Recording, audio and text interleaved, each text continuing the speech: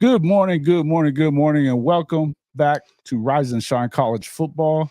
I'm your host, Jason Watkins, and if you love college football, you're definitely in the right place. So before you forget, smash that red subscriber button, like our videos, and don't forget to ring the bell so you don't miss one moment of Hall of Fame college football.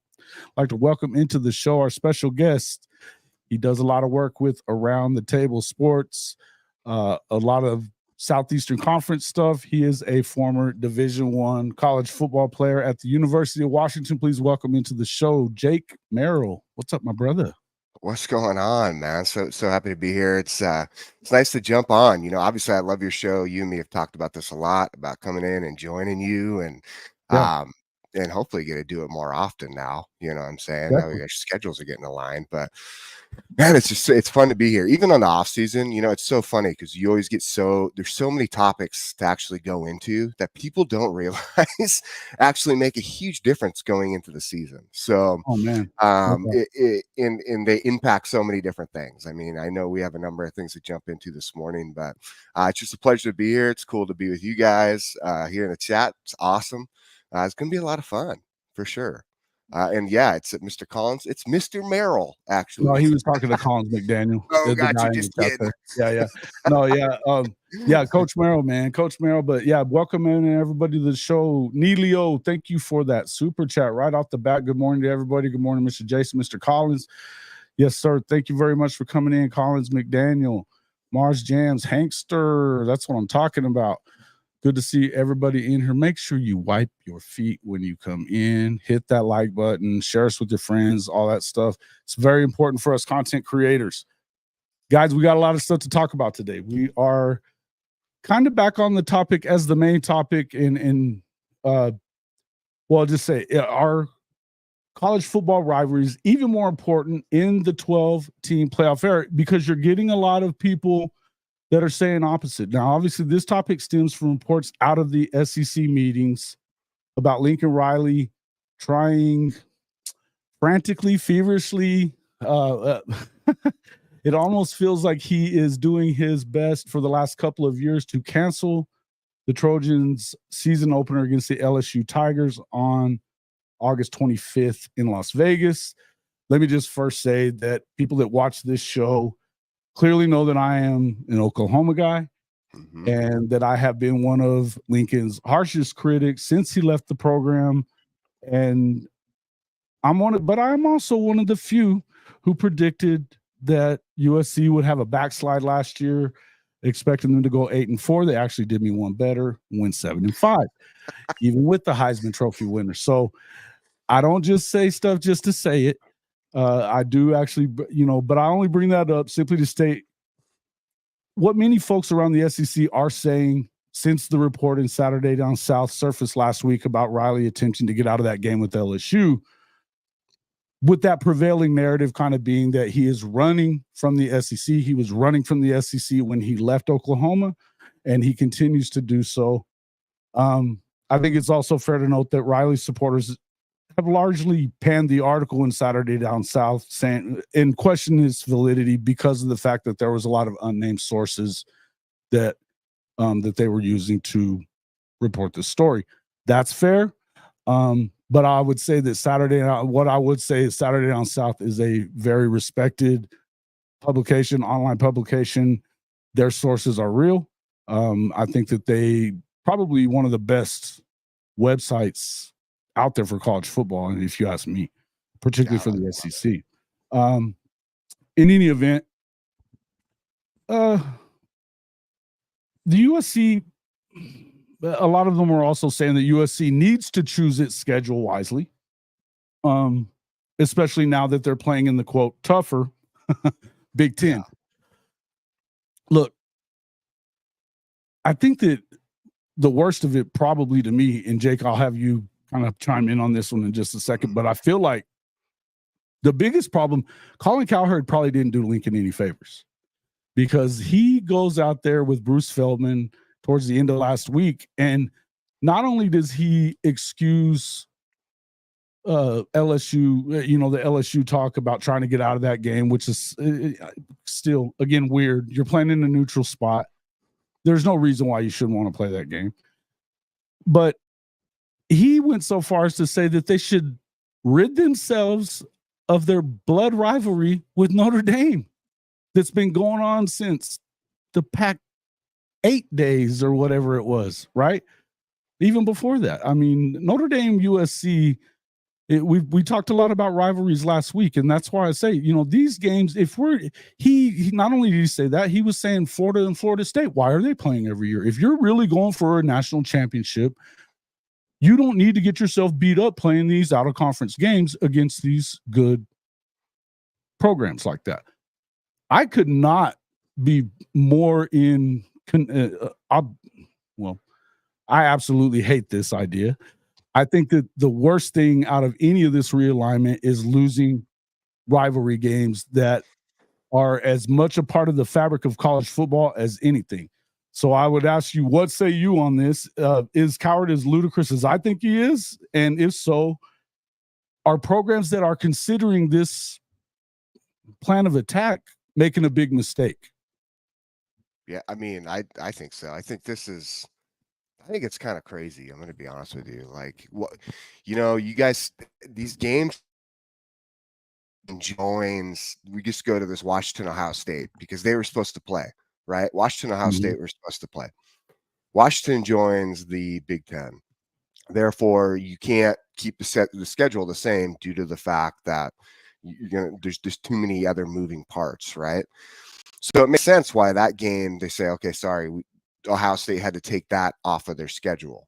Now, I'm not saying it's the same as playing LSU, right? Or even going into the rival games of playing Notre Dame. But yeah, like, okay, so the biggest thing on this one, right, is taking away, I think, the rival game aspect of it. Notre Dame USC is a true rival game that developed phenomenally over the years. It's shown 100 years old, right? I mean, gosh, I honestly, I'd be interested to know how old it is. Let me look it up. Continue. But I think that's please do. But I think that's the thing, right? Is like we get into these rival games, they make the stories that we love of college football, right? Like there's so much. There's so much just context and deep roots into these rival games, and getting rid of them would be horrendous. I know at one point Washington and Washington State, even though for a lot of people they might not know the depth of it. For me, like I did growing up in the Pacific Northwest, I knew of the Apple Cup. Obviously, back in the day, you go back into the 90s, early mid 90s, even late 90s. Into the late 80s, like that WSU UW rival game is actually significant to college football and what's going on during that time frame, because Washington was a powerhouse during that era, right? And WSU was also very good. I mean, you had guys like Drew Bledsoe coming out. Yeah, maybe Ryan Leaf didn't necessarily pan out to be, but he was a stud in college. Right. And so you had these guys during that time frame. So that rivalry was huge, and it made huge impacts also on who was going where, as far as most of the time the Rose Bowl during that time frame. Now, but I think we go even deeper. That's right, man. 91 games. 91 games. Right. I mean, that's quite a ways back. 37-51-5 is Southern Cal against Notre Dame. What was the record? 37-51-5. So it's actually 93 games. I'm sorry. Okay, so just under 100 years. Just under 100 years of rivalry time. Their first game they played was back in 1926. So I mean, that's 98 years. That is a long time, dude. That is a long, and that's two extremely deep, like just overall historic programs. You look at Notre Dame's program, and obviously they have probably it's hard because there are so many schools. Yeah, no, you know what? Actually, I'll take that back. There's not so many schools that deep, with history. I think Notre Dame. Oh no, nobody's like. I mean, look, Notre Dame is like the Notre Dame. It's then Michigan and. From Alabama. Back in the early days, Alabama, of course. You start looking back at this. I mean, Oklahoma and Texas, there's a reason why they consider both of them blue bloods, is because they've been playing from early years. And, look, that rivalry there. But yeah, I mean, It's crazy. there's Ohio State, Michigan, Notre Dame, USC, Alabama, Oklahoma, Texas. Those are considered your blue blood programs that have always been around the top of it, right? I mean, they have more Heismans, they have more national championships than everybody else. Yeah. Some, and some have competed better than others as time has gone on. Like, Texas hasn't been as great, since after World War II. Horns down, by the way. But that being said, I would say that, there's not many more storied rivalries than, Coach I was on with us the other night for Fanatic Sports. Shout out to him. But he was saying that he didn't really consider that rivalry as heated as, some of those stuff in the SEC, which I understand that. If you're an SEC guy, you don't really care about that rivalry as much. And I don't generally, accept that I'm a football history guy, so I do love it. Yeah. And of course, the coach, my co-host on our regular show, he's a Notre Dame guy. So, yeah, it definitely matters to him. I can tell you that. And I think that people at USC that are acting like this game doesn't matter are out of control. I think that it's because they're sick of not winning, and but it shows a side of softness that, to me, it just kind of points to Lincoln and who he is as a coach. I think that not only is this football team, it took on his personality last year, which to me, again, soft. There's a reason why Oklahoma, yes, they were getting to the playoffs, during that time that he was there. He won 5 straight conference titles, but this is because the Big 12 was largely inept outside of OU, and that includes Texas. Texas, as well as they always do in recruiting, they haven't developed since Mac Brown left. They just haven't. So when Baylor is your second best team, or even Oklahoma State, that tells you that the league was down, and it looked better than it was until you get to the playoff and get smacked, and that's what happened in 3 out of the 4 trips to the playoff, was they got smacked. Well, and Jason, that kind of leads to the point that I was about to make with, like, you get rid of some of these games that you think are going to be too challenging because you're like just entering the Big Ten. And again, is this actually happening in the locker room? Is he actually saying it? I don't know. I could understand. I could see where his philosophy is coming from, where this mindset's going, and where he's pulling it from, because he's going, well, look at our schedule. Well, dude, come on, man. Like, you get in the playoffs, you got to play an SEC team. It doesn't matter which one you're going to play, because look at their schedule. Every week they're going against top talent. Doesn't matter how they're ranked or whatnot. Maybe, I mean, shoot, you got Vanderbilt even out there right now bragging they're about to make a big step this year in the SEC. Like, I mean, I mean, good for you guys. I had a buddy who played at Vanderbilt. Good for him. It was an awesome school. Cool, he got a hell of an education, Listen, but it is cool. Dude, that's an expensive education if you're not an expensive education. That. Yeah. And so is USD. Absolutely. Yeah, absolutely. Listen, yeah, you went through that recruiting process and in the Pac-10, and then obviously the Big 12 and everywhere SEC else. And everywhere, yeah. Yeah. So you've been that guy. So to go through that and see all that, I mean, that's but how much does that, as a recruit, how much does those type of games play into what you do? I mean, or in your decision? I mean, obviously, Washington also has a storied program. I go back to, their early, I remember back in the 80s when they started really becoming really powerful back then, and in the 80s and 90s and stuff, where they were every bit as good as USC and everybody else. And completely. Oh yeah. So, to me, and then of course, these last few years, I mean, you go from 4-8 to, Kalen DeBoer lost 3 total games in his 2 years as head coach there, and goes to the championship game. Kind of turn things back around again. They turn it around and get another really good coach that flipped it at Arizona, of all places, into something special. So to me, I mean, but how much did that Apple Cup mean to you, being a Washington guy? And I mean, or how much did that those games matter, right? I mean, it's Mhm. kind of what you get up for, right? Well, 100%. I do think that they play such a big role. I don't know today. It's interesting just because of everything that's happened between NIL, collectives, revenue sharing, money. Yeah. Maybe it's taken, obviously, you have your priorities, right? Your list, but maybe it's taken maybe a little bit bump down, but it still means a huge deal. So let's say you're doing in-state recruiting, right? Right. Yeah. You, beating your in-state rival, especially in-state, for Texas, Definitely important for recruiting against your rival, right? 100%. And this is where I'll say it. You have USC right now is trying to make a really bold stand in the recruiting world. Mhm. Lincoln Riley went out and redid what he did, redid his defensive staff, right? He Yep. brought in names that people would know, they'd be able to speak to their development, who they've worked with. Not to Right. mention, I just saw the video the other day of their production team doing some of this stuff for their official visit guys. It was Right. pretty. I'm going to be honest How with you you. People changed are it like, around. man, Yeah, yeah. this is like I a movie, and Mhm. kids love that. Here's what's funny. I remember going back in the day. I think it was Florida, right? Back in the day with them.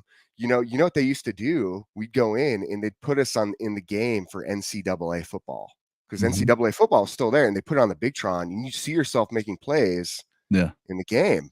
Yeah. How cool is Oh, that? that's Every real cool, think man. about that mindset. Favorite game You, there ever. My favorite game ever. yeah, So yeah. and that was like during the Urban Meyer time frame too. So like Yeah.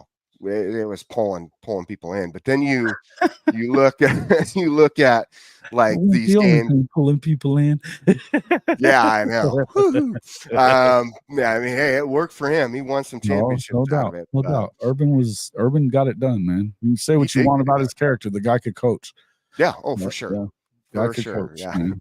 People in. You're going down the wrong path, Jason, with that one. Oh man, dude.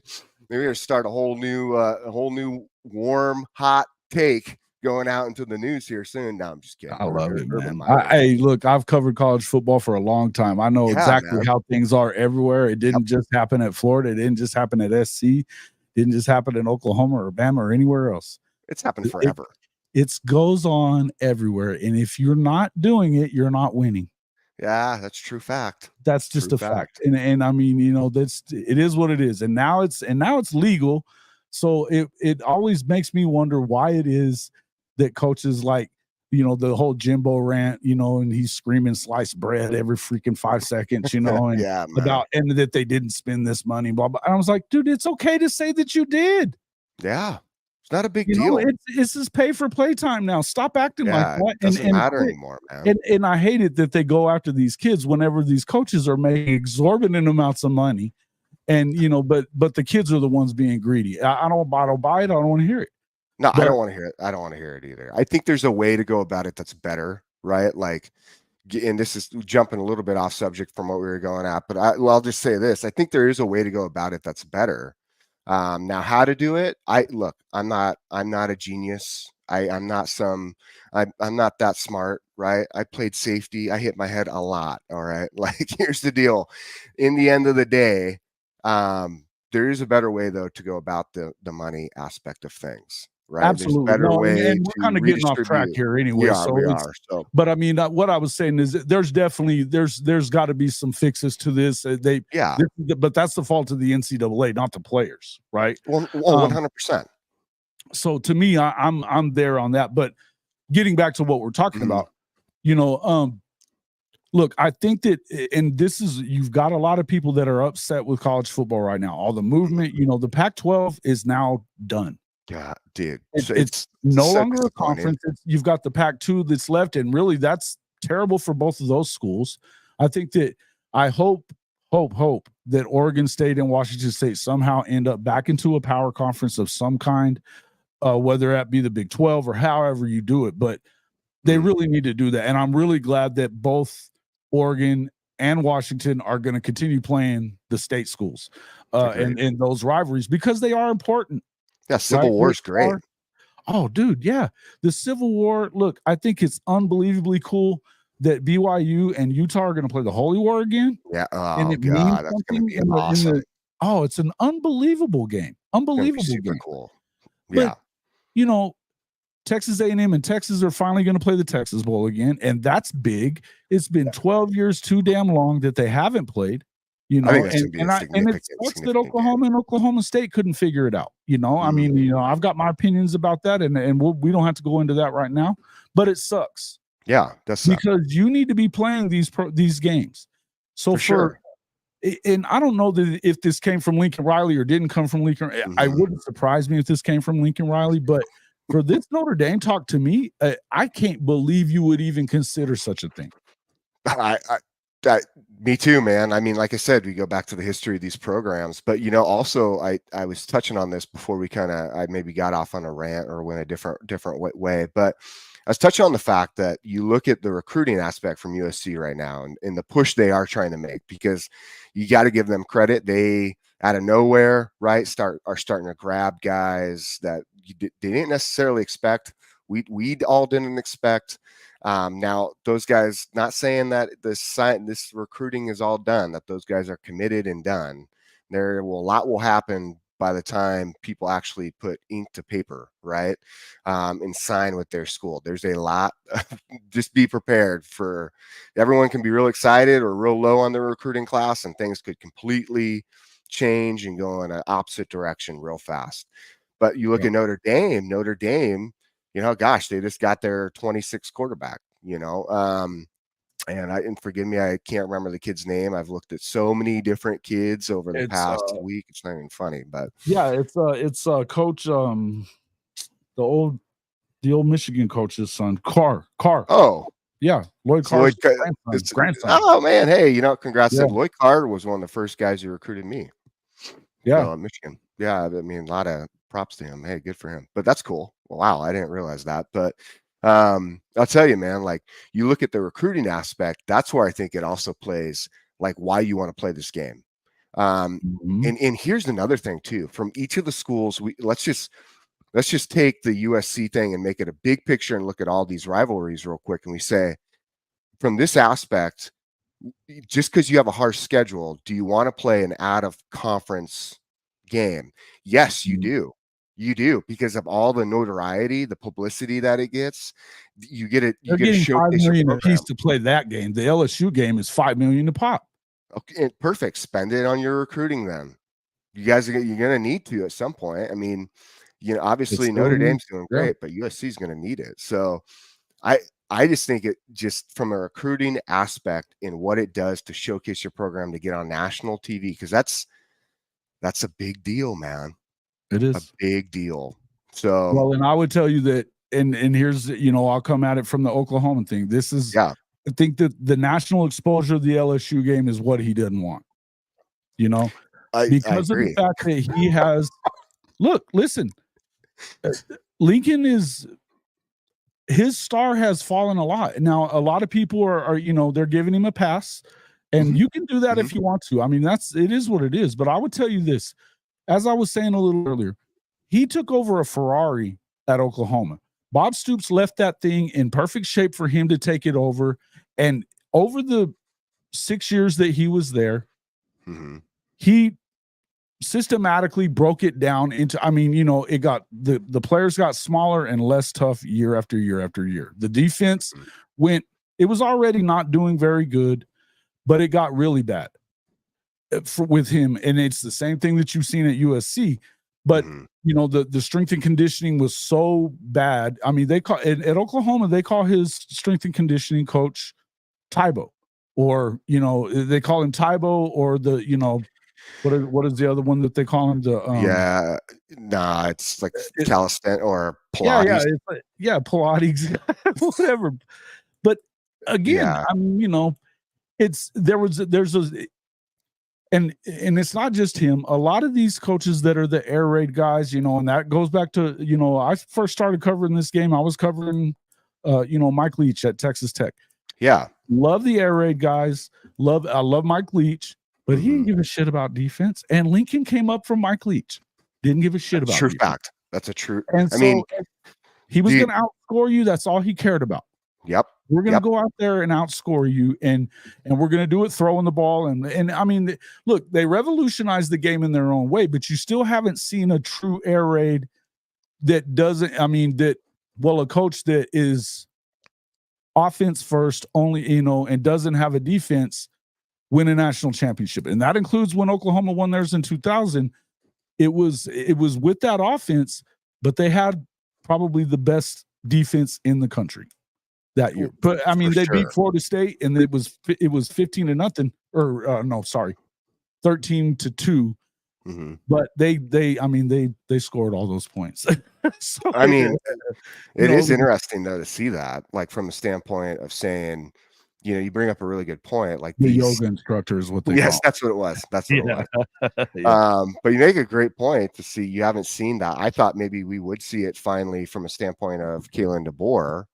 And honestly, if you have Michael Penix who actually makes the throws in the game and doesn't get rattled from I think all the players in general for that national championship, if he doesn't get rattled and they don't, there's so much, people don't realize like how busy you are during even a bowl game, but now you take it to a national championship level. It's hard to ignore the outside stuff in a national championship game. I would also say though that they were 4-8 before Kalen got there, right? And so the defensive side of the ball, that was where they probably struggled the most anyway, right? They had the Joe Moore line, and they had Penix and those receivers. Yeah. But defensively, they'd struggled. They looked better towards the end of the year, I think. But that's one of those things. I mean, we're in year 3 with Venables, and this is the year you expect Oklahoma's defense to finally be what Venables has always done. And in year 3, everywhere he's been, they've been a top 10 defense every time in year 3. So this is year 3. This is the expectation. They've built it up in that area. But when it comes to, they didn't even get to year 3 with KD, so I wouldn't, I don't really judge him on the defense that was or wasn't there at Washington, because he didn't really have time to build that from what they were. Because I mean, look, they were not in great shape when he got there. No, Jimmy Lake did a terrible. Jimmy Lake was terrible. Here's the thing though about Jimmy Lake, and I mean, I like the guy. I think he's a good coach. I just think he wasn't a good head coach. Yeah. No, and that's what I've said that so many times. Just because you're a good position coach or a great coordinator doesn't mean you're going to be a good head coach, because there are certain aspects to it of managing, and you know what? It has a lot to do with your ability to find talent as far as putting around you. It's like a really good company, right? The CEO cannot do everything, okay? But you need to have a good VP, you need to have a good CFO, you need to have good people in place and down the line to make sure that the company runs based on the way you want it to run, what your vision is, that everyone, the mentality, the culture that you promote within your circle. Absolutely. And I just feel like there's a lot of, I mean, can you tag Lincoln Riley, because he brings everything over from Oklahoma to USC, and start saying, okay, do you just not know how to manage or find the right kind of talent? I think that's exactly what it is. I think that, and on top of that, the way that he went about things, and then of course Mike Leach dying, I mean, that was his last ally and guy that he could look up to, because the way that he left Oklahoma was slimy. There's just no two ways around. There's a reason why Oklahoma fans hate him. I would tell you that if you're a real Oklahoma fan right now, you are absolutely elated that he's gone. Absolutely elated. They were not going to be ready for the SEC with him. That's clear, right? Because he's not only does he not know, I think, but he's been. And maybe he's turning that corner. A good friend of ours, USCJ. Look, I love the guy. He's been on the show a bunch. Love USCJ, but maybe he is turning the corner with the guys that he hired on defense. I think that obviously D'Anton Lynn has a good reputation. He was able to flip around the UCLA defense quickly. I have a hard time understanding why you didn't fire the yoga instructor whenever you got rid of your defensive guy too, because I mean, it feels like it was a half-assed thing to go and do, right? It does. But a lot of these guys continue to say, that he's making that change. Maybe he does, right? Yeah. Maybe he does. But to the point, right now, they're not there. And I think that, to me, Oklahoma's worried about what was it? The worry that Oklahoma is having going in is obviously you've got a tough schedule going in. But I think that's some people. I think more people are saying going in, you know what? I'd rather have this schedule than that kind of JV one that Texas has to start with, because you're going to get more battle tested right away in the SEC. So to be able to go through that, you've got a lot of tough road games. You got LSU, you got Ole Miss, you've got Missouri. Missouri, we're not worried about here on this show. I don't buy Missouri at all. But you know, there's a difference in Coach Venables and Coach Riley right there. Is that Riley's trying to get out of these games all of a sudden. And even I'm looking at a story right here. This is Fox Sports saying that they should that they should stop doing it. Playing the Notre Dame game, and he should have rightly, he was trying to get out of the LSU game because of the fact that it's so much harder in the Big Ten, which is, we all know that aside from 3 programs in the Big Ten, and now you add Washington, Oregon, SC, and a bad UCLA team that's in trouble, you know, from a lot of areas. Don't tell me how great the Big Ten is. Number one, they don't have to play Ohio State. They do go on the road to Ann Arbor. But, I mean, look, Michigan lost a lot of people from that national title team. I think they're still going to be very tough. I think it's still going to be a tough game. But I think you could afford to lose that game and the Notre Dame game and the LSU game if you go handle your business against everybody else. And you should be able to handle your business against everybody else. You don't have to play Oregon. You don't have to play Ohio State. You get Penn State at home.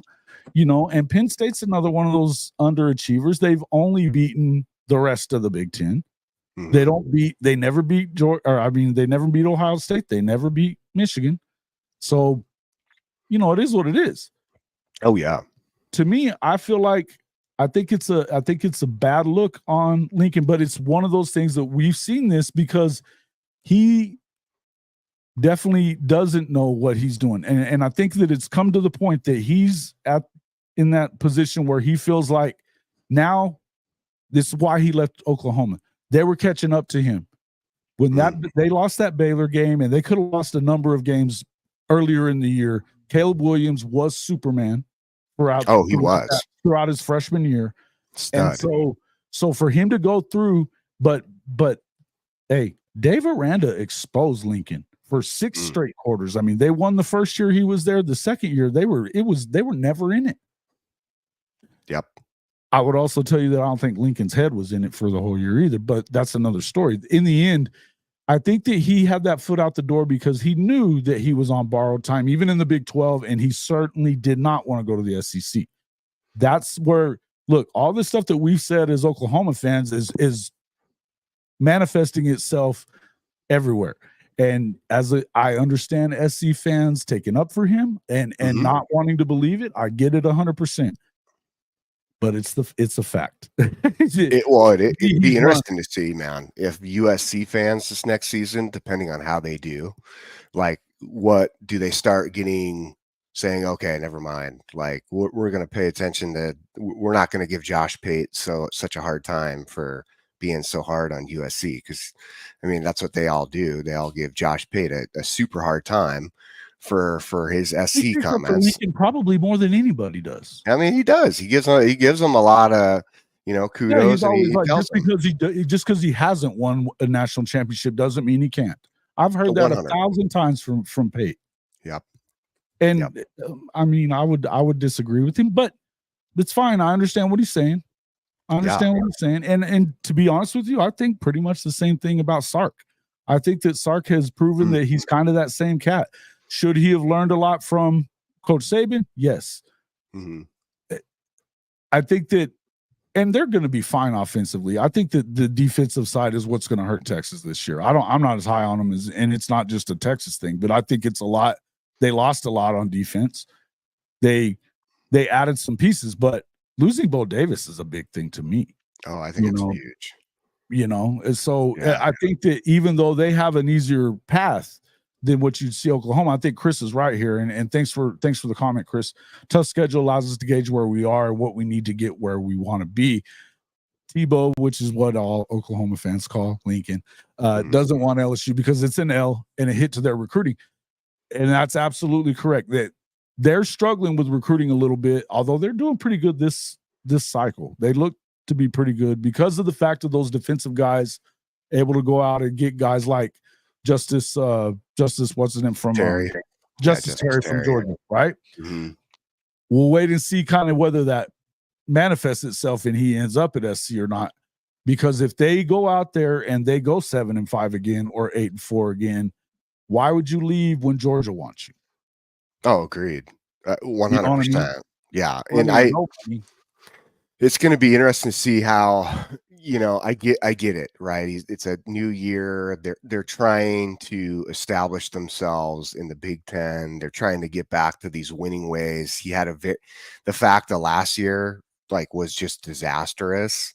So is there some back talk of saying, what can we do to make our schedule more favorable? I get that aspect, but what I don't get is before they had that season though. I mean, they almost true fact. Immediately since he got there. If you believe what they said in Saturday Down South, and I do believe it, then it was going on the day he got there. He wanted to cancel the thing, and they went so far as to go through his agent because him and BK have the same agent.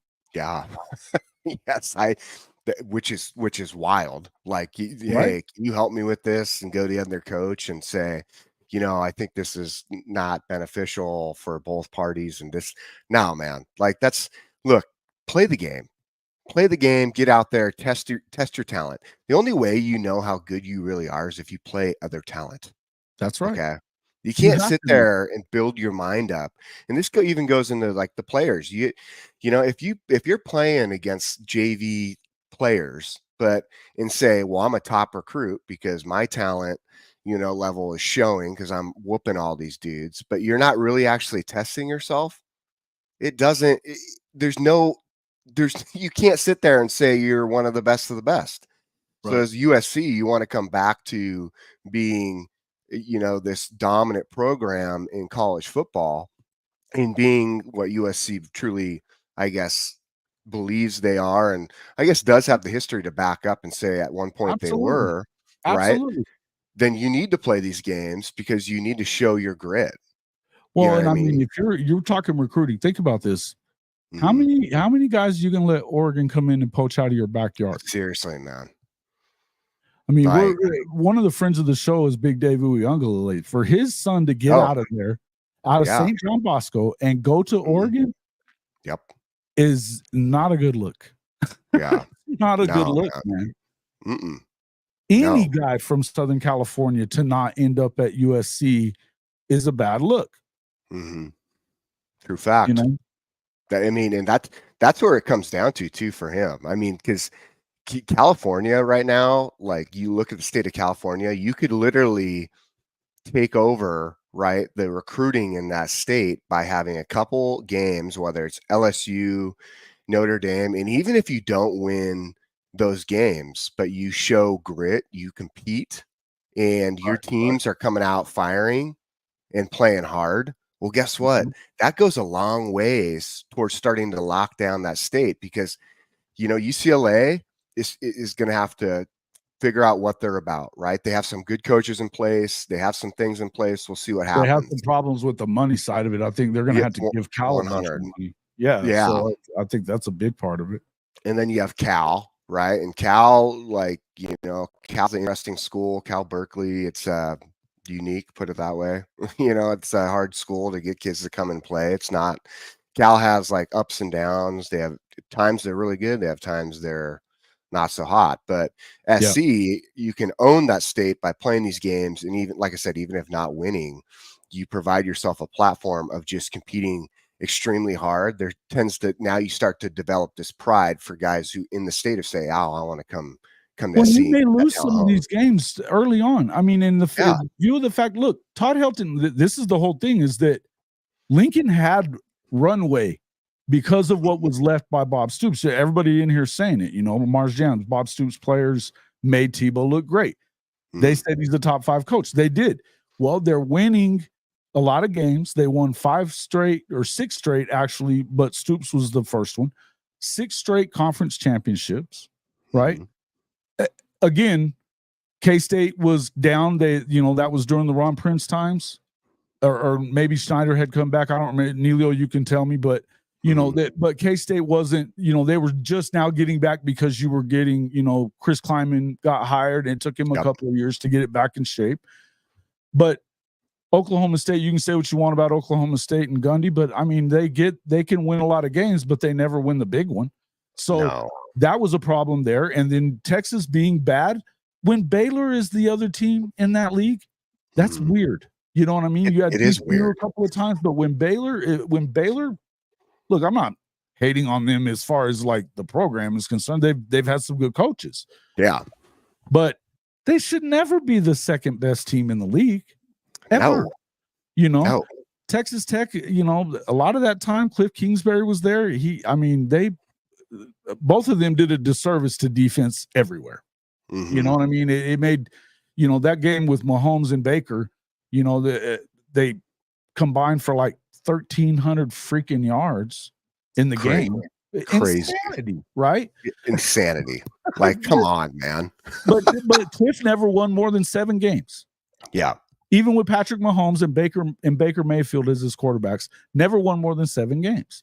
So we're not talking about the Big 12 back in the early days of the Big 12 when Nebraska and A&M were still there, or even, Colorado, Missouri, that back in those days in Missouri, whatever. But Colorado used to be a lot better than what they've been.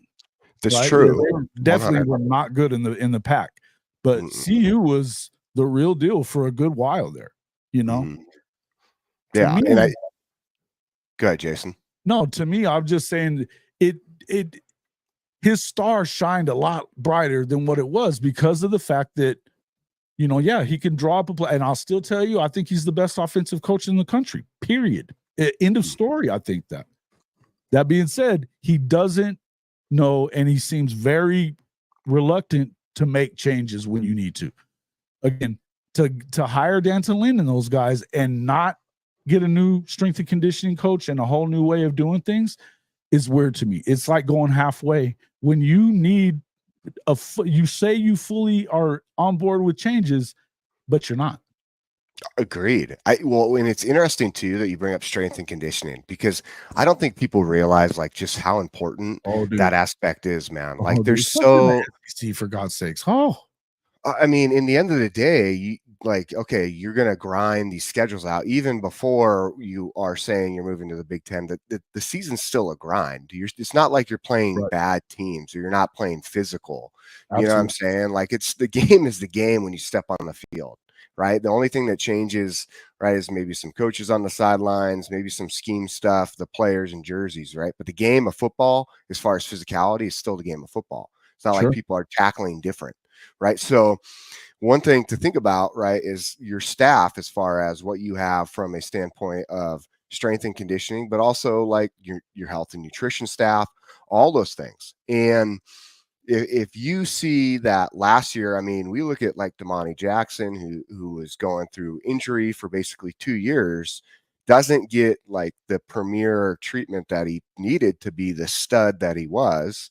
Because I mean, everyone knows how his kind of backstory, and if you don't, the kid was phenomenal. I mean, even since 8th grade, where he's beating high schoolers, but he gets hurt, right? And you're not coming in and making that happen as far as the recovery aspect, and you're not seeing results on the field as far as your team's dominating. Especially, where you really see that is in the trenches. That's where you got to question mark everything. It's not so much in your skill guys, but it's really in your trenches. Like, what do those guys look like playing against, these other offensive lines? I mean, you could watch it with USC. Like, there's no penetration, there's no pressure. Everyone's just running around, flying, high flying footballs, and the run game was just dominating. You just getting blasted off the line. Okay, we got a problem. We got a problem with our strength and conditioning, because right there, that is a highlight and a focus. We need to lock that in. Right. That's an area you can make a quick gain in and fix a lot. So, and that's what Oklahoma has done. Bringing Schmitty back was huge for them. And he was there for the first year of Lincoln, and then Lincoln basically fired him for this guy. which is Which is wild. crazy. But it is, and look, thankfully he's back there because you can see the differences, from year 1 to year 2, and you're going to see it from year 2 to year 3 as well, I believe. And to me, it absolutely matters. And because here's the thing, as I said, once they got to the playoff, they were getting thumped. I mean, just straight thumped. Now, if you look at, overall, their 4 trips, they averaged, let's see, what was it? Okay, so the average margin of defeat was like 18 points. Okay. They lost 63-28 to LSU that last year with Burrow and those guys. Understandable, but it was what it was. The 45-34 to Alabama, which was an 11-point loss, you got to remember, it started off 28-0. They were down 28-0 before they ever got it going. And it was just, they were out. Now the overtime game with Georgia, that was his first year as head coach. So that was when Schmitty was still there. I was there at the Rose Bowl for that game. Oh, nice. And there wasn't a huge difference in size between Georgia and them. They weren't playing good defense, but it wasn't because of talent necessarily. Right. I think a lot of it had to do with the fact that when you have that, spread it out team, you have to play better complementary football, not keep your defense on the field so much. If you have any 3 and outs, or even if you're scoring very fast, you'll wear that defense out pretty quick. You gotta, and one of the things that Lincoln was always good at was running downhill. Now, he didn't really do that last year, though. They had one of the better running backs in the country, and the guy only got 10 carries a game. Yeah, they split those carries up pretty uniquely too. Like they really placed a lot of pressure in the ball. They just constantly wanted it in Caleb Williams' hands. Yeah, and just it weird to me because he never even got Caleb easy throws. It didn't feel like, that third step, get it out. You know what I mean? The easy, quick throws to get you moving, right? Yeah. But I think, again, that's another one of the things that you saw. But at least it was, that was an overtime loss.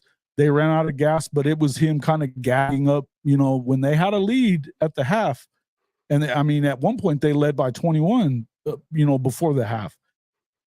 I think it was like 11 or 12 by the time it was over with, or 13 maybe going into the half, whatever it was. But anyway, he definitely, the squib kick, people hate that forever in Oklahoma, but there was little things that he took his foot off the gas and it cost him. Right? Yeah. Because 100%. Georgia's a hell of a football team. And you had Sony Michel and Nick Chubb running wild in that game, But that was the only close one they had. They lost when he was the offensive coordinator, they lost 37-17 to Clemson. And Clemson's defense, Brent Venables' defense, feasted on his offense. Yeah. Feasted on him. So it is what it is, but in the end, that's one of those things that you start seeing. You've really got to do a better job. You got to do a better job with that stuff, and I think that is what it is. He's worried that losing these games, you're going to start losing these recruits, but you're losing them now because 100. Like in the end of the day, like these guys, you can bring in these new like staff members, right? And these guys who have, again, these high profiles. That recruits, you can say, hey, this guy did this. We look at the D-line coach, and forgive me, I don't necessarily remember his name, but we look at him from an aspect of like, okay, he coached Aaron Donald. That he gives a lot of credit to him as far as Aaron Donald's development. What does that say to these D-line guys? Hey, awesome. Well, I've said this time and time again, just because a dude coached another guy to be really good doesn't mean you come in, right, and you're going to be Aaron Donald. Okay. Right. The scheme, there's the scheme, the work ethic, there's a mindset. A lot of that also falls onto Aaron Donald. He's the one who goes and puts in the work every day. Yeah, this guy definitely freaking one large muscle. Oh, I know. For a D lineman too. He's jacked. Yeah. But you can't utilize necessarily just those aspects. It might work to start, but if the production's not there from these guys you're bringing in, then people start to see that. And obviously, from a recruiting aspect, it changes kind of that mindset of recruiting. So one of the best ways you can, though, demonstrate if it works, and one of the best ways you can, I guess, overall get that notoriety and show you're making trend in the right direction by going in and Go just beat playing LSU. hard-nosed football. Yeah, seriously. Go That's beat what it comes LSU. down to, Like Yeah. it says a lot to your program if you go and just fight. Just go Well, fight. what would it say to Here's what you your if you schedule is. heard that in the locker? You're reading this about your coach ducking a game like this. It's hard because the players today are like, I don't know how. A lot more social media places for them to see it, though. That's the 100%. But if you Not saying had they that won't see it. feeling that your coach was worried about that game, what would that do to you? I mean, it's got to hurt you don't think that you don't trust us, you don't believe in this coach. What are you doing? I think it's a subconscious thing, to be honest, because I Yeah. think if players might read it and blow it off, but truthfully, you have to think of the way the subconscious mind works, and that's you're constantly having to train that along with the conscious aspect of it too. The conscious aspect of it is what you are focused on, obviously what you're digging into, but a subconscious message that's portrayed can go also a lot further in kind of not necessarily, maybe a little bit demoralizing, and you don't realize it, but it's kind of like it's like sneaks up on you, right? It's like it's this silent assassin that you don't realize. Like in the meantime, you can change the message, right, by saying, you know what, we're going to go out and fight, we're going to win. I look back on those famous coaches through history. We can look back at all of them in different programs, and they all have the same mentality as we're going to play hard-nosed football. I don't care who we're playing, but we're going to go out there and we're going to win because I believe in you guys. If you want a program to be successful, right, you have to get buy-in, and buy-in starts 100% with trust, but also saying, I am fully dedicated to you guys, and I believe in you guys, and I believe in our process. Even when we lose, whatever, 100%. I'm still with you. Okay. We're going to get it right. Yeah, that's right. So I think that's a better message to send on his case, but obviously it sounds like that wasn't the message sent. Clearly, so what's going to be the backlash of it in the long run? Will there even be a whole lot? We're yet to see, truthfully, but I think it will be interesting to watch as we go into the season. Obviously, they're not getting out of this LSU game, right? That's not happening. I mean, they're playing the LSU game. So BK was unequivocal. No way. Yep. We're playing. And so it'll be interesting to see if he wins, if he addresses the rumor. If he loses, does he address the rumor? Right? Oh, he won't address it if he loses. In fact, I mean, he's probably gonna blow that off immediately, and will shut that question down because he's gonna get it right away. He's got to, right?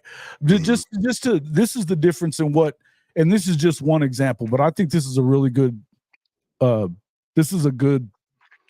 example of what we believe and why people at Oklahoma really believe that Brent Venables is the guy for this job and is going to get it done. Let me find that. There you go. Over when you come here, and if you're not about that, then this isn't the spot for you. And so we worked hard at trying to protect the things that we're trying to build by being open and honest and transparent in recruiting too. Like what you're getting ready to do will be the hardest thing you've ever done in your life. Are you about that? And if you're not, don't come here. And if you don't embrace the expectations of a place like Oklahoma and the scrutiny that comes along with that, surprise, surprise, it's no different. You're out there for everybody. That's okay. Perspective is incredibly important, and I have an appreciation for it. Good. I'm glad the room's full. Good. And I want to meet those expectations. As a matter of fact, I want to exceed those expectations, and I want players that value that too. They get that. Yeah, man. I mean, that's exactly, and it never changes. This is the message that Brent Venables gives day in and day out. You could watch any press conference, you're going to hear something similar to that all the time. Hey, Mom, thank you for coming in. Appreciate it. And Jay from Unfair Sports. Yep. Yeah, he said they're going to bring Grinch in as an analyst. Yeah, right. No. That's funny, though. I like it. And it isn't funny, by the way, Jay. Yeah.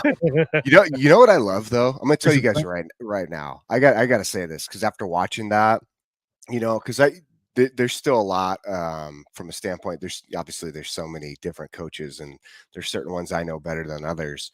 And I know a little bit of BV, but I can't say I sit there and know a ton of stuff on BV. But I'm impressed with his message. And the reason is because of the words that come out of his mouth.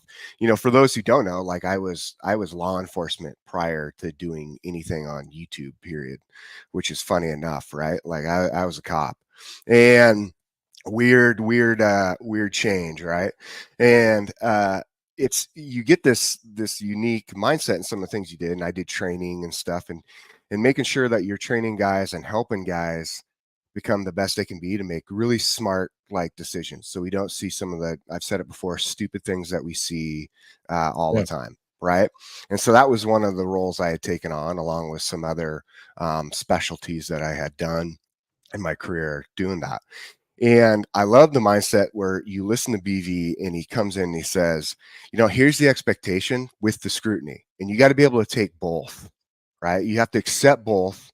But in the end of the day, we're going to be transparent. We're going to be real. We're going to tell you how it is. And we're going to tell you this will be the hardest thing you ever do in your life. Well, that's the same mindset you go into, even if some of these specialties that you do, like, for example, I was on a task force. Okay. You train with the best of the best into these aspects and mindsets of having to learn and be very, very disciplined, not just with what you're doing from a skill set standpoint in learning certain skills, but also mentally.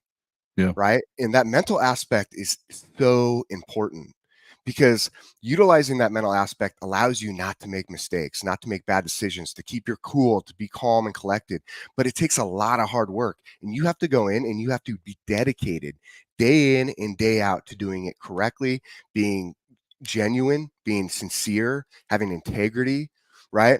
Having the correct mindset. In BV's telling these guys this. That all speaks to the culture, that they're very culture centered. He talks about it all the time too, that with the portal, there was guys that he corrected some of the guys in the media after the first portal session was up, right? And who they had and hadn't gotten. And he was like, missed. He goes, we didn't miss. It was guys that, you assume that we were after this guy or after this guy, but we don't cast a wide net. We're intentional with what we do. We go after certain guys. We know, we're going after guys that the Dominic Williams thing. People can say what they want about what they paid or what they didn't and all that. And I don't know what the number really was, and I don't really care. I'm rather sure that LSU and Texas and Missouri could all afford, and USC for that matter, could all have afforded whatever it was, the number. Completely. And he was a freshman All-American. So don't tell me that you weren't interested and probably offer the same amount of money. Completely. They won that kid in recruiting because of the relationship that they built with him. Period. So that's just the way I feel about it. And I mean, look, man, this is a guy that the guy walked on at JUCO, ended up at K-State as a starter linebacker, and because of hard work. Dude, this is the guy. I mean? This guy, I'm going to tell you right now, Oklahoma is going to be good. If they are, don't get me wrong, they are good. I don't want to say most of us that are not going to sit here and tell you they're walking into the SEC and dominating at year one. They're not going to be a middle of the road program. I can tell you that. Yeah. Well, and when I say, I guess for me, when I say good, I mean like they have a foundation with a coach like this that is really strong and puts you in for years of success. And that's truthfully what you want.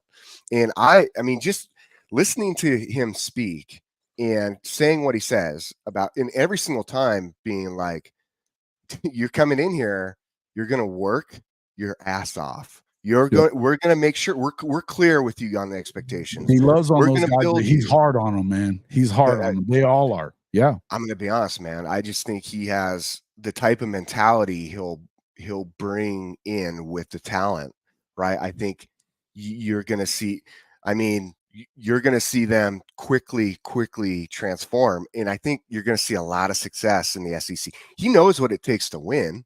He obviously, in the end of the day, his defense is going to be amazing. Coaches. I mean, he's coached been a part of 3 national title teams, played 100. for a number of other, played in the championship game a number of other times. I mean, he's built great. I mean, look, not for nothing, and I'm not bad mouthing Dabo here. I mean, but what have they done since he left? Nah, I mean, that's a good point. I think it's been a hard road. Clemson fans will tell you they'd take him back in a heartbeat. Clemson fans will tell you that all day. I wouldn't blame him. I mean, the guy, just listen to him. I'm like, dude, I would play for that guy. Like, that's the mindset that I love, right? Like, I love that get after mindset. I like that guy who has that intensity, and I guess that brings across that demeanor of saying, like, it's easy to see why Oklahoma is so relevant with some of these huge big name recruits. And because when you get that sort of presence, it's hard to deny saying, man, I want to be successful for that guy, right? It's hard to deny that motivation from a player's mindset. Everyone wants to bring up money, and there are kids out there in their families who influence a big part of that, where money does play a significant aspect. But I would say majority of kids, though, it's not about money. I think money is an added benefit, but I would say majority, it's not about money.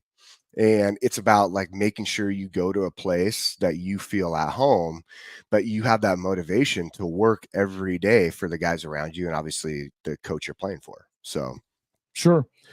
But again, and as I said, I kind of to get off of that, I didn't want to get too far into that right now this second. We got some other stuff to talk about. But I would say that, to be honest with you, my feeling is this: you've got to keep some of these rivalry games going away with the way that things are changing.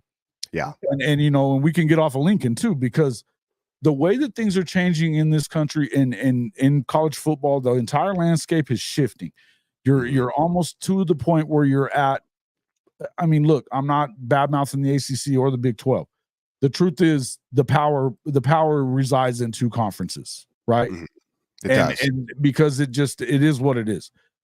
Whatever the changes that are coming, a lot of people don't like this because it's taking away your opportunities in a lot of different places. Now, hopefully the stuff that's going on with these lawsuits and stuff, maybe even some of this out in some way, shape, or form. But if you take away these rivalry games, you further upset the apple cart. You cannot get down to 60 teams, half of the teams that are right now in FBS that having a chance whatsoever, which I don't think that the chances and all that stuff that didn't really change. But I would say that if it doesn't even look like you have a chance, you're losing fans. And if you get rid of the one part of the fabric of this game is the pageantry, the rivalries, the hatred between schools. Oh yeah. Love it that the backyard brawl has been back for the last few years. Pitt against West Virginia. I love those rivalries in the Florida schools, even though Miami doesn't play them all the time necessarily, but I love it that they play a lot, right? The Iron Bowl. Not only that, but Auburn and Georgia, and then Alabama and Tennessee. And then you've got, obviously the world's largest cocktail party, the Egg Bowl. Unbelievable. Right? We said earlier, the Holy War. Hell yeah, that's awesome. I'm excited about having that one back too. Right? Yeah. To me, you start messing with these things and you taking them away. I mean, look, I would tell you that it's hard to care about a USC team that isn't doing very well. And if you're not playing Notre Dame, who's very relevant right now, where's your relevance come from if you don't immediately turn into a contender? And I don't know that they're going to. I wouldn't say that they're going to be honest. I don't know how you replace. I mean, you lost some really key pieces. Yeah, you brought in some things too, but at the same time, like, losing Caleb Williams alone, I don't care who the backup quarterback is. There's no one going to come in and be Caleb Williams. So how's your scheme going to look now? Like, how are you going to adjust to that? So that's just with USC, but you made a really good point here. And I think that the facts are, is these games, like, let's say you are having a crap season, Let's just say that. But you're playing the rival game.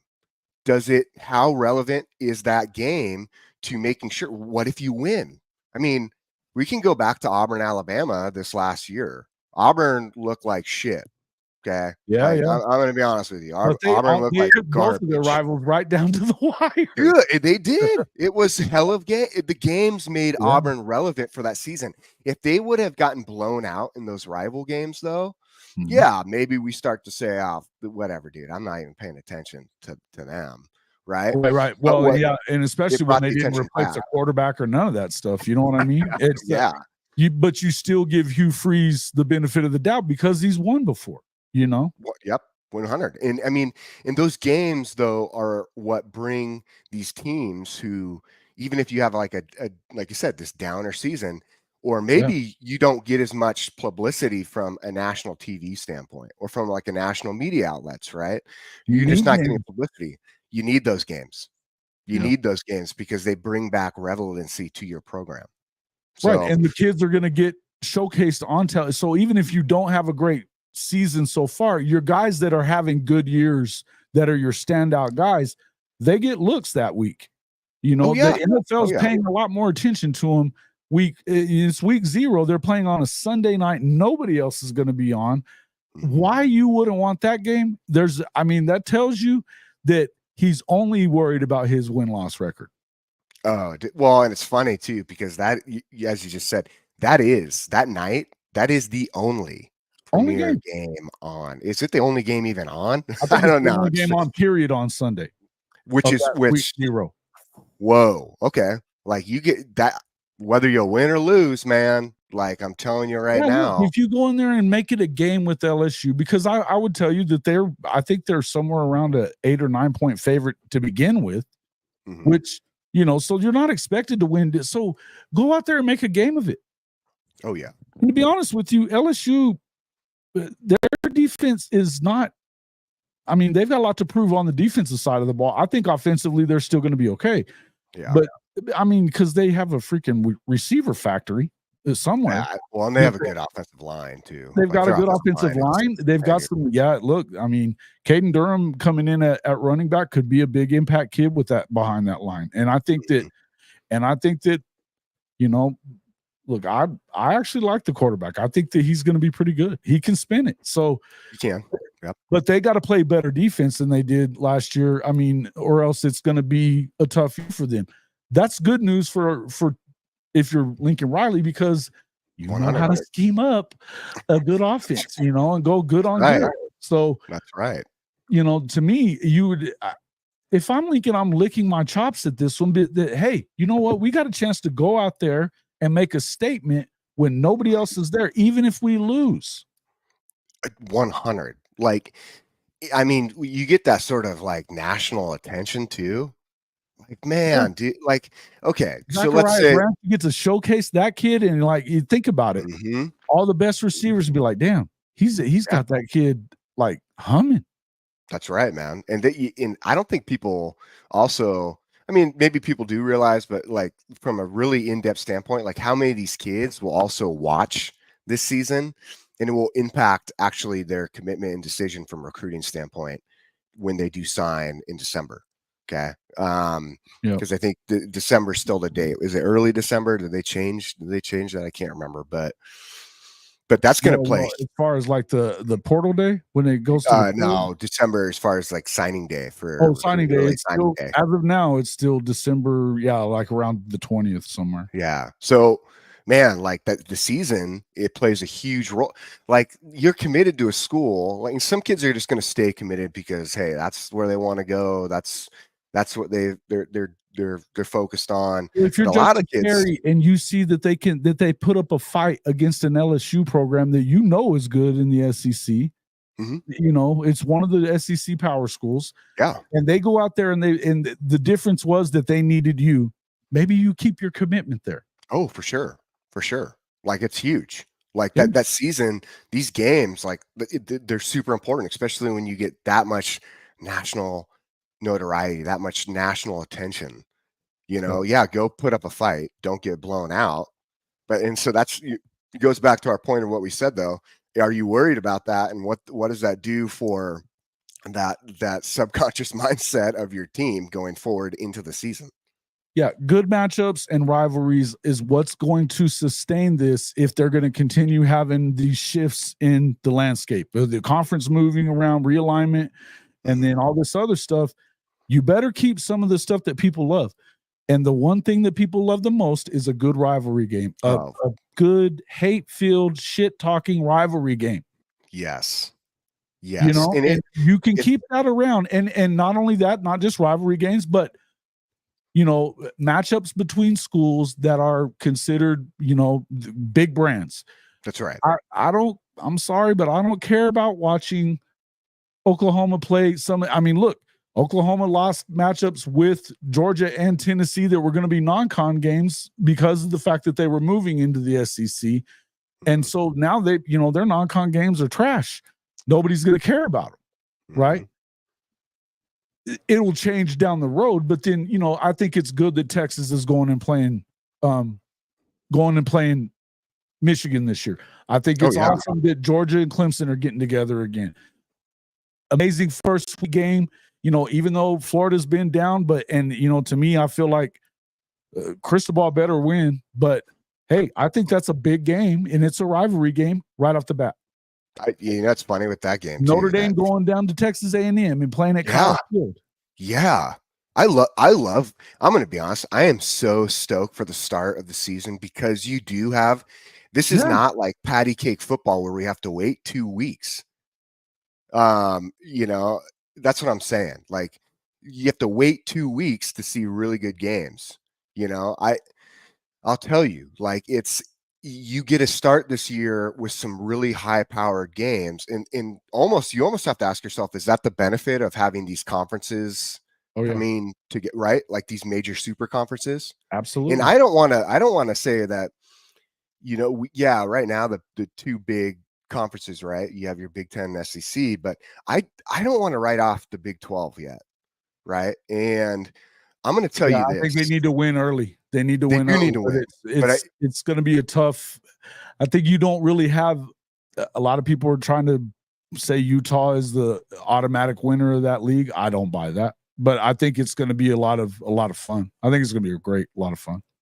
Yeah. And I mean, and I think with the Big 12, I think that's the biggest thing is like, you have to look at, you know, their overall teams that they have coming in and can they generate excitement, you know, just overall with these games, and do they win? You're right. Do they win? Because if they start winning and they get themselves into some playoff spots, right, because of the way and style that they're won, they get the notice. Could we have a big three, you know, with these conferences?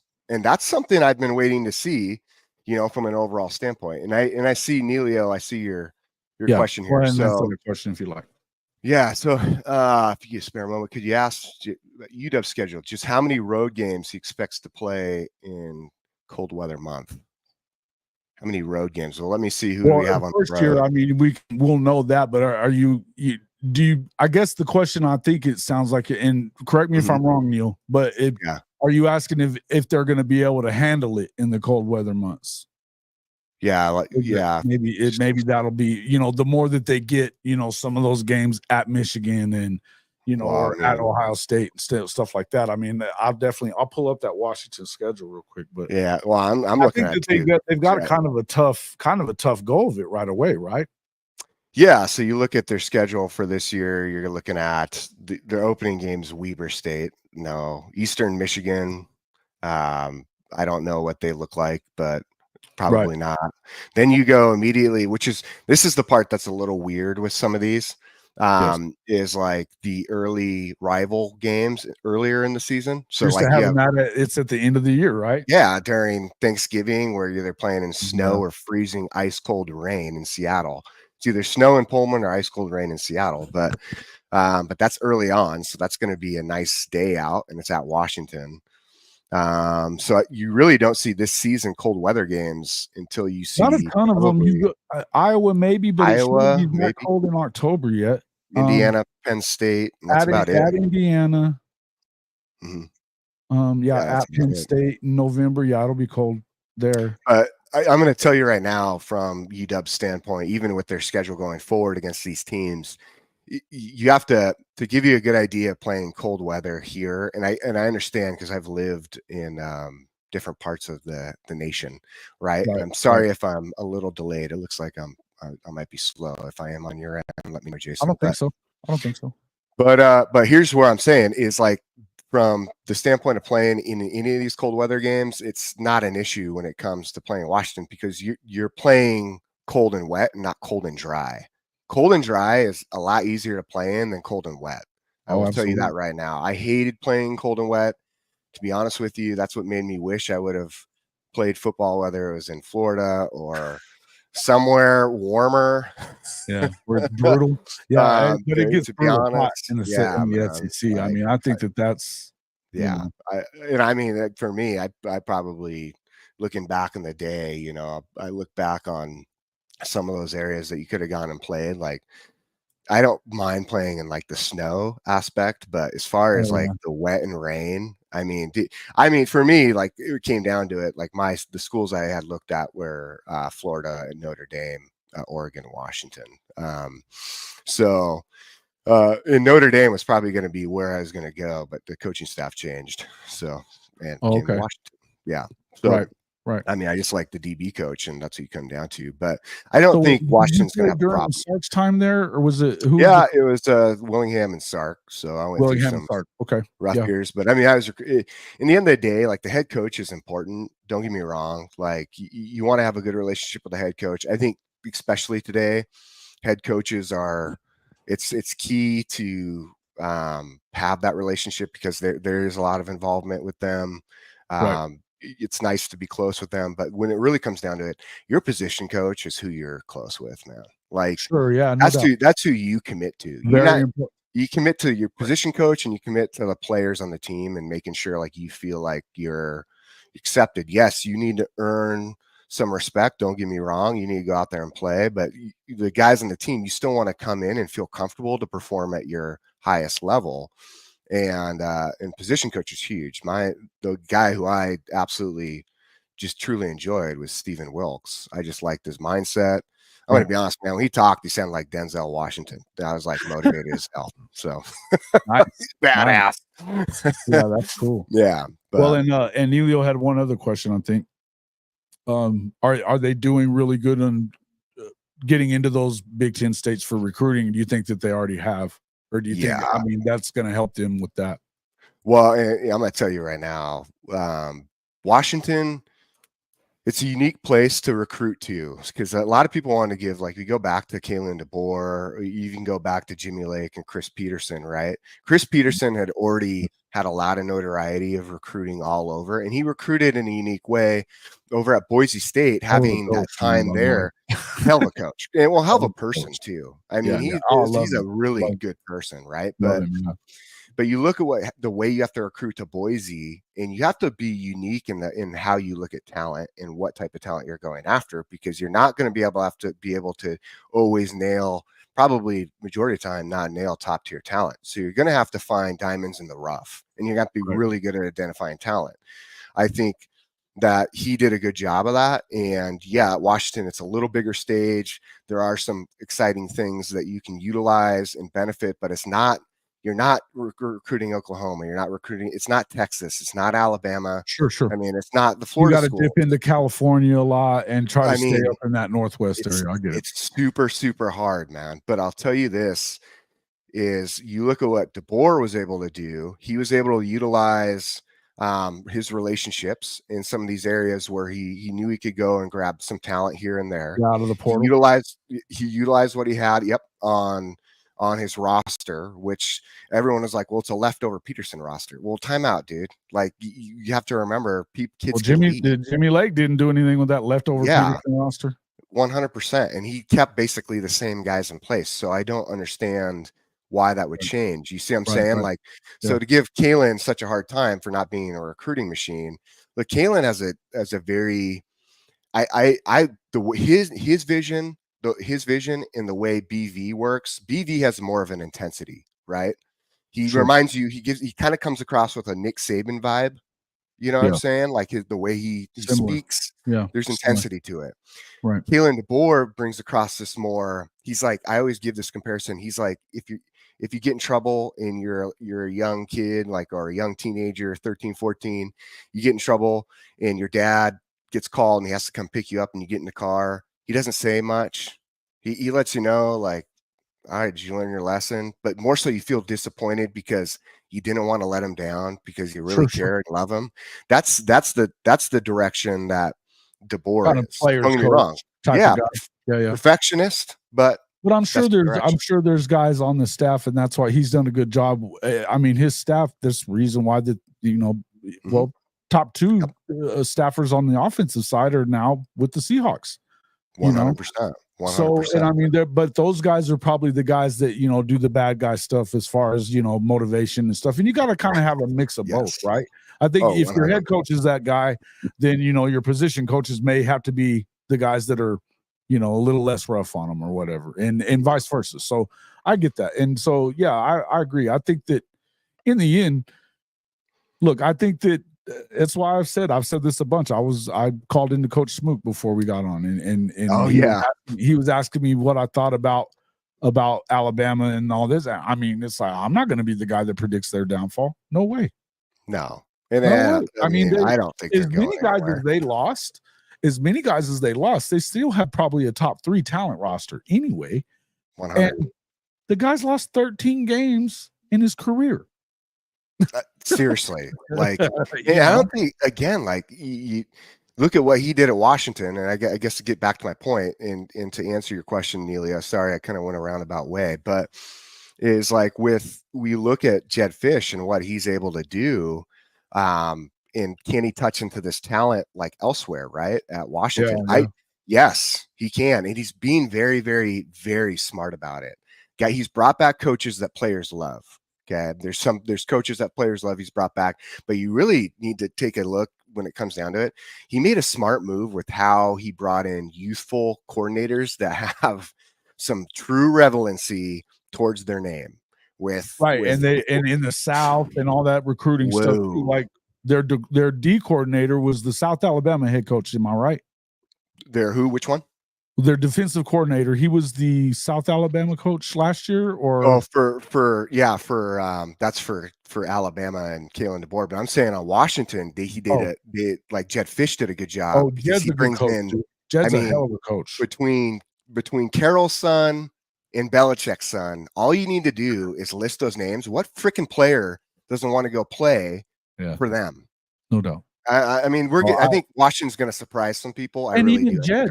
Hey, look, Jedd went a lot of places as a coordinator, and I think that everywhere. My concern, if I'm Washington right now, is if Florida opens up, because they will probably back up a Brinks truck to Jedd Fisch.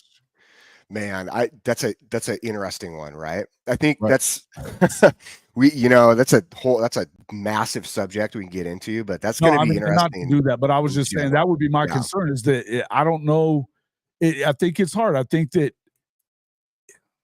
well, because it's like you said, it's a tough recruiting deal there. I mean, it's not like you're not a great program, and I think you are, but I think that you better go ahead and win. And right now, with you lost as many guys as you did off that team last year, it's going to be tough to win in year one in the Big Ten. So but this is I think that Jedd Fisch is the guy that, I mean, they went 1-11 and then like 3-9 or something year 2. And then they won 10 games last year. So, and they look good.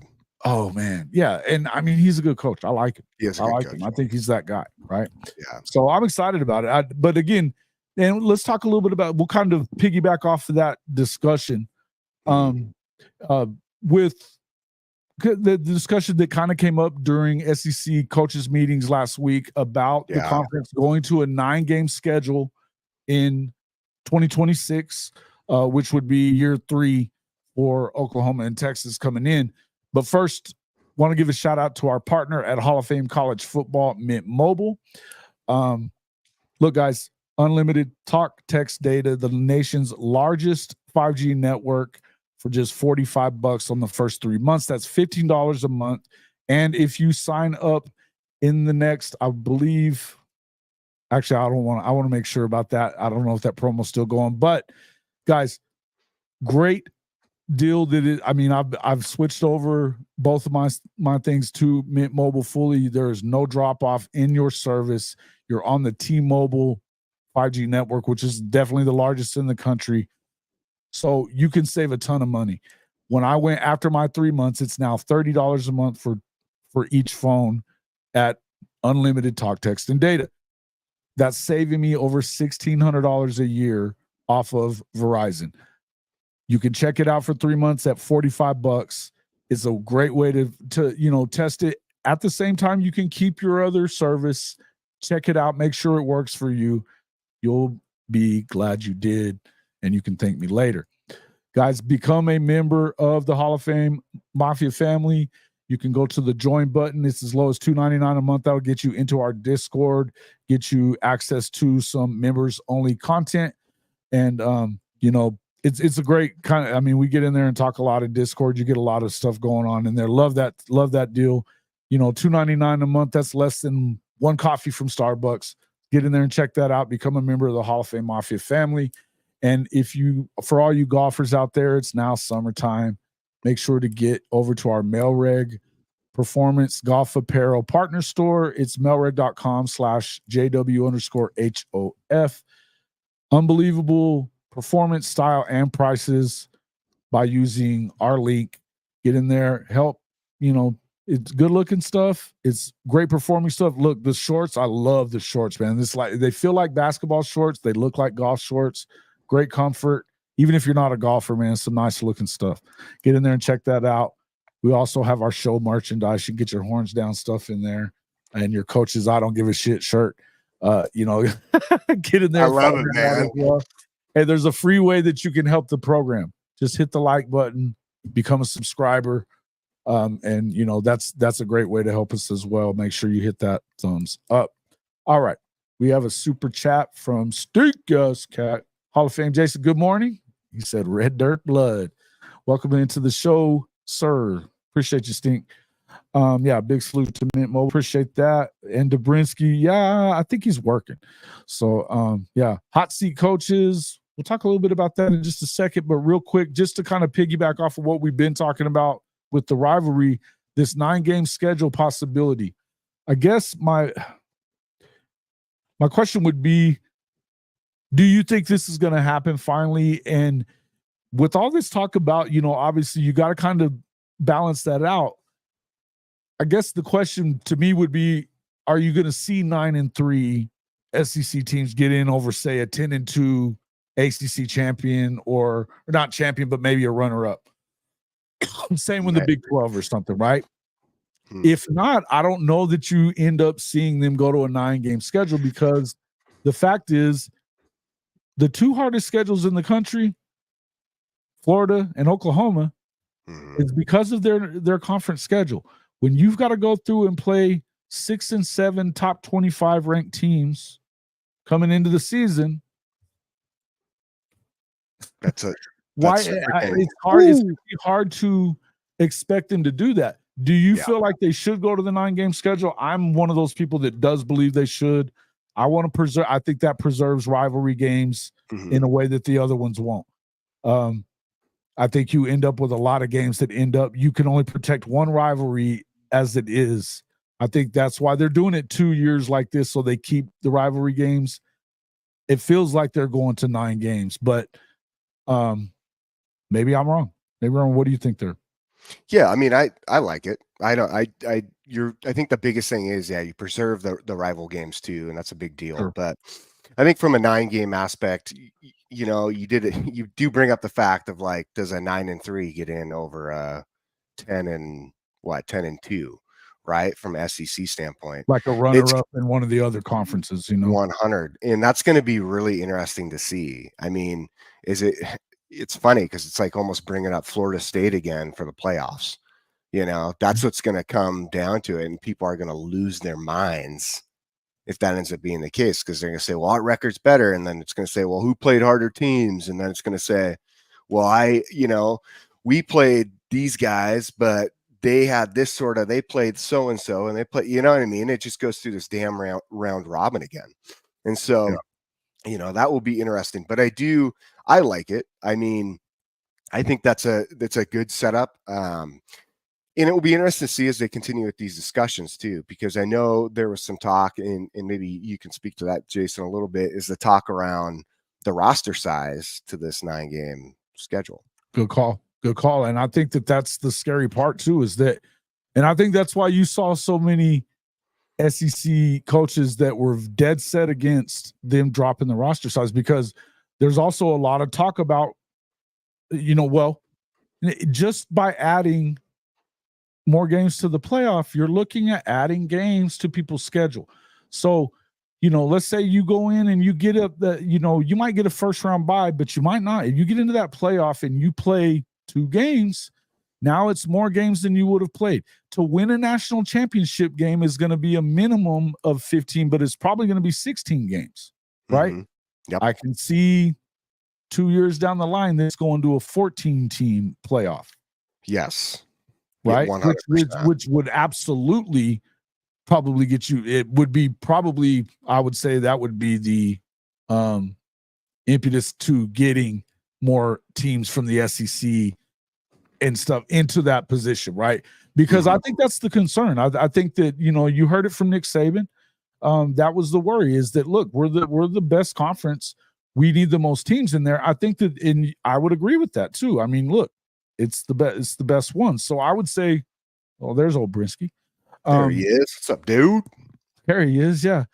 Look, to me, I don't know how you do that with the rosters, and I think that they're probably going to pump the brakes a little bit on that. But the only thing is that I think that you start looking at, that's going to be a money thing. That's going to be a money thing because of the fact that they're giving up X amount or whatever.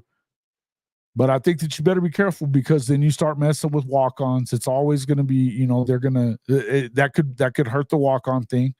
I think that's probably a good, we don't want to venture too far off. But again, I do think that I want to see them go to 9 games, but I also understand exactly where they're coming from. But again, I think it ties right back to what we were talking about. If you don't do that and protect 3 rivals, then the oldest rivalry in the South, Georgia, Auburn, is going to be, because the Iron Bowl stays. So that means now Georgia, Auburn goes to every other year. Okay. That also means that, Florida has a number of rivals, right? They have, they're going to keep Georgia. Yep. But then Tennessee, so where's Tennessee? Who's their every year rival? Okay. Now that's, and there'll be people pissed about this, but it'll definitely be Vandy. So that's kind of an uneven deal. Yeah. Oklahoma and Texas are not going to stop playing the Red River, but that means the Texas Bowl now goes back to a every other year thing between them and A&M. Yeah, so I know. You're going to start seeing some of these, and look, LSU in Alabama has been a traditional, not traditional, but the last 10, 15 years since Saban got there, it's been an every year thing for them. Florida and LSU have a little bit of a thing going there. They do. Look, they're going to keep the Egg Bowl, but whatever these deals are, I mean, I think that some rivalries that you could end up with, and I think they were talking earlier when they were talking that 6-3-3 model as a 9-game schedule, that Florida would be one of the protected rivals for Oklahoma.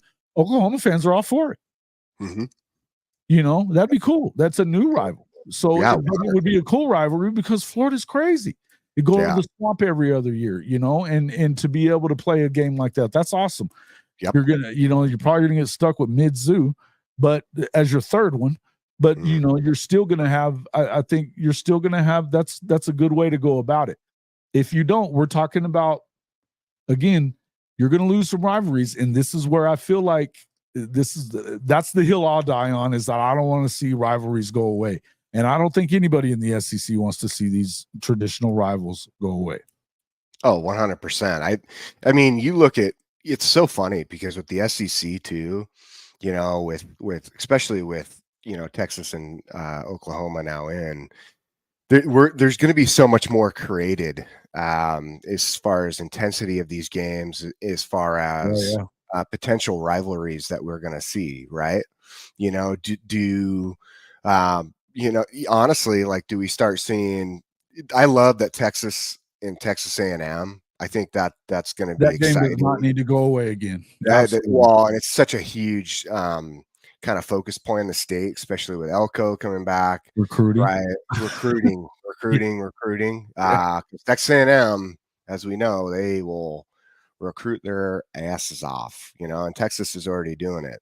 But but then you look at Alabama and Georgia, Alabama, LSU, and then you look at LSU, Florida, all these different. Tennessee is the interesting one because I think a lot of people will sit there and say, well, Tennessee, Alabama, that's a big rival. You know what I mean? Just because of this, there seems to be this unique hatred between them. And Alabama fans absolutely hate Tennessee. I'm an Alabama fan, but I come from a different style of Alabama. Third Saturday in October every year, right? I mean, it is what it is. Yeah, Auburn and Georgia, Nelia, see you down there. So those are all, it's all really important and relevant, and those all need to stay. They're just too, it's just the history, the excitement around it. It's what gives the league the essence that it has, and you don't want to take away any of that. And that's why I think it, and the Big Ten probably could take a really good look at that too. And just how can we match up and continue to build so we can have a competitive look to the SEC, Absolutely. Which is going to be really hard to do because you just don't have as many of the team dominance, but you do have teams up and coming potentially that we could see some excitement come out of this with some changes and who they're playing. I'm going to be honest, the Washington Michigan game is going to turn, I feel like it's going to turn into something. There's just too much history there from where they've seen each other in championships and Rose Bowls. Yeah. So there you go. There's another one. Ryan Lemon was saying he didn't want to see the conferences trying to manufacture them. Let it be. There is, and I agree. I think there's something to be said for it growing organically. Mm-hmm. I think that if you're, what you saw up there of I'd hereby exchange Mizzou for LSU. I think most Oklahoma fans would, because there is a history there to national championship games. One with Bob Stoops, and then the other one there with Lincoln when they got just completely destroyed. But look, I think that now you're going to play them in the first year in Baton Rouge, and it's going to be a night game. So I think it could be very competitive, competitive. So 100. I think I think that I don't know that you'd have to manufacture much there because already they don't like each other. So it is kind of is what it is. But that being said, I mean, I'm excited about getting an opportunity to go watch a game at Death Valley at nighttime. Now I know they're a little wild over there, but crazy. It'll be fun. It'll be fun. It will be fun, man. Experience all that. I can't. And the other one that I really want to go to is the Grove. I've heard nothing but great things about the way that they the way they tailgate everywhere. It's such a big deal there. That's part of the love of this too. But that's right. Look, again, rivalries to me, I mean, that's the hill I want, because I think that's really the only thing that you can save now. Oh yeah. I mean, the now rest of it is never ever going to be the same. 100%. 100%. I mean, it's just so much has changed in the landscape, but how do we keep these foundational aspects of the game and of the competition and of the history in play and in place to make sure that going forward, we're not necessarily changing the overall, again, like I had said, the essence of it all, because there's just too much. I mean, you go and you watch these documentaries. At the SEC, and probably at the, you have a lot of people that bitch that Georgia's never been to College Station. Okay. Mm-hmm. Well, the way that they had to set it up for the way that the SEC was and having divisions, that's the way it worked out, because of the fact that you do want to keep those rivalries. So were you going to, I don't know I mean, whatever, you could have probably done something to fix that schedule in some way to make some of these matchups happen more often, more than once in 12 years. I would agree with that. But, and now you have an opportunity to fix that, but you cannot fix that to me, you can't fix it at the expense of the rivalry games. So to me, fix it. To me, the 6-3 model is awesome, because you've got your 3 protected, and then you go 6 and then the other 6. Yep. And that means that you have been to every venue in a 4-year period, and you've played everybody twice. Yeah. That's awesome. I think that's fair too. Like in the end Yeah. of the day, I think that allows for everybody to have their own say and their own feel as far as like, okay, you can go to these different places that you've never been. Right. You know, how much it actually impacts you in the game, we'll see. You know what I mean? Yeah, maybe if you're if you're a school coming from the West Coast like Stanford going to play in maybe a major stadium in the ACC, that might affect the way you play a Clemson, little I bit. guess. Right? Clemson and Florida State. Yeah. So I mean, that could potentially change your whole feel. You know, you don't necessarily get. I don't know if there was a team they actually played in the pack that was like that. You know, Washington probably, because I don't think people realize how loud the stadium actually is. I mean, it holds the record for It's one of the built that loudest. way, right? It's built like kind of like Seattle's is. And Yeah, you know, the just noise comes off the lake. Yeah. It surrounds, hits the ceiling, and comes back onto the field. It's very, awesome. very loud for 70. I went to a game there. It's probably been, man, almost 20 years. Oh, okay. Yeah, went and covered. I think it was Tech that I went and covered there, and it was fun. Beautiful place. Yeah. Unbelievable. Yeah, summertime, when it's nice out. We had the boats coming up to the freaking stadium and all that cool, stuff. That was awesome. Yeah, it's a lot of fun. Something else. That's like, it can get loud. That's for sure. But other than that, you don't see that, right? And so, but it's cool to see the like different that too, from what I understand too, right? Autzen is, it's more, it's just because their fans feel like they are like almost on the field. In the way they sit, it's not very big either. Yeah. Okay.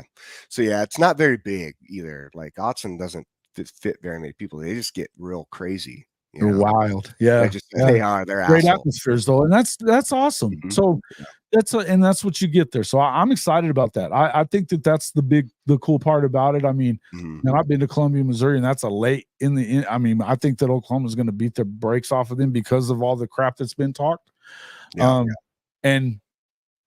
But it being November 9th, that's cold in Columbia, man. Woo.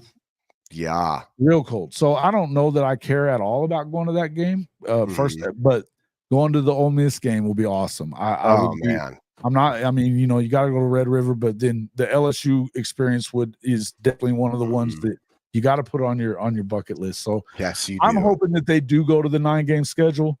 I don't know how great I feel about it, because I do know that a lot of those coaches, like I said, I think that now, of course, Saban being gone, I think that he kind of rallied some of those coaches to vote the other way, to keep it that way, because of, you know, he was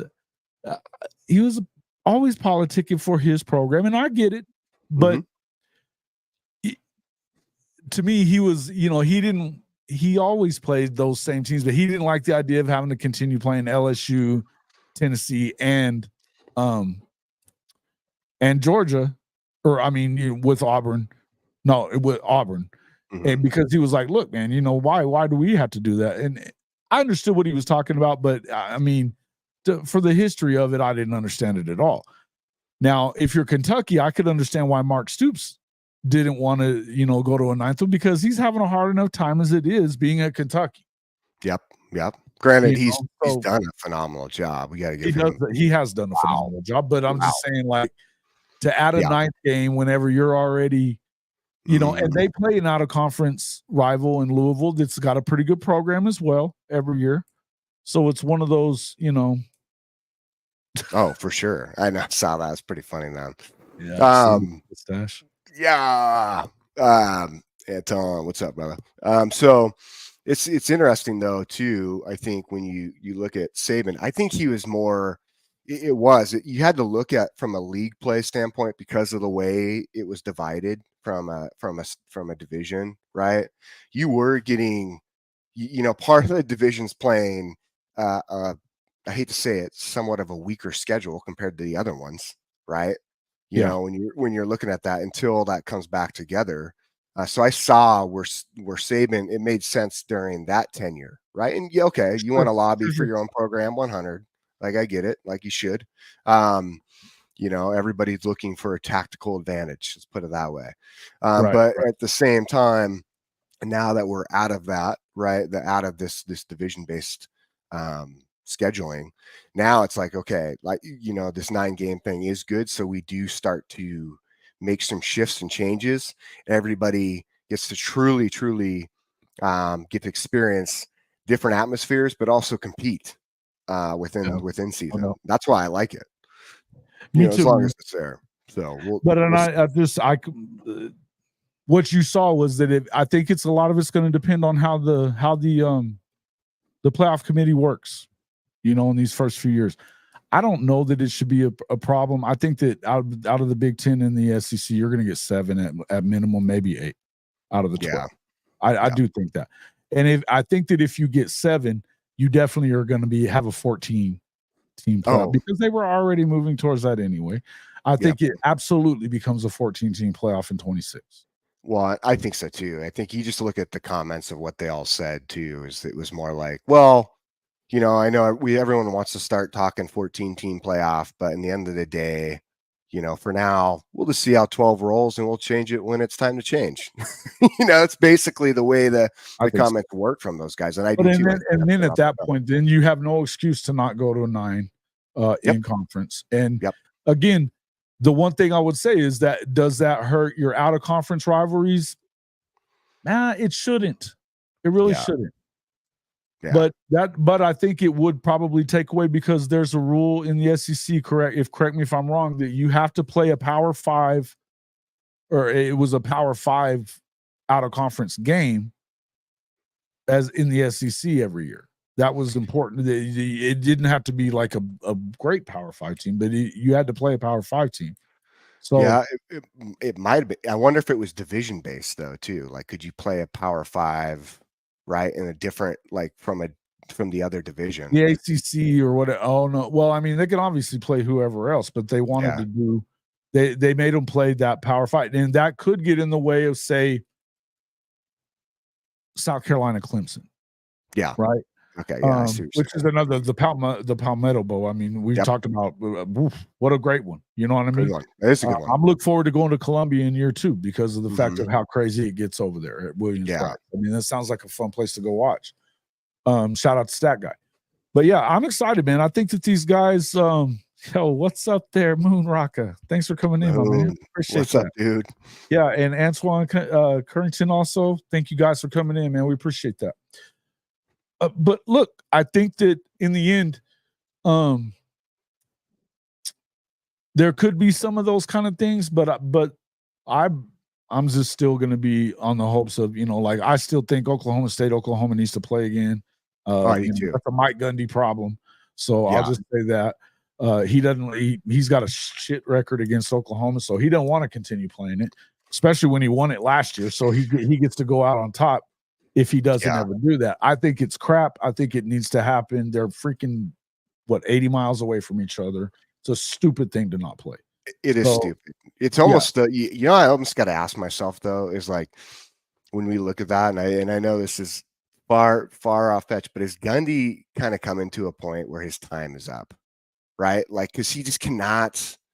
Man, you get yourself in these positions, someone loses here and there. Away every year. Gosh, dude. Like, I mean, seriously, he's a great, I think he's a great guy. His coaching's fun to watch. He has a unique character in general, but you got to ask, like, Oklahoma State, man, like, are you guys sick of being just subpar? Because that's what it comes down to right now, man. Well, it's, to me, and it's weird because they're probably recruiting better than they have in a while. Yeah. But which is wild to me. But to me, I mean, we've seen it a lot of times. I mean, the one conference championship he won, they didn't have a conference championship game. If they had, he'd have lost it. That's just what he does. He's lost it.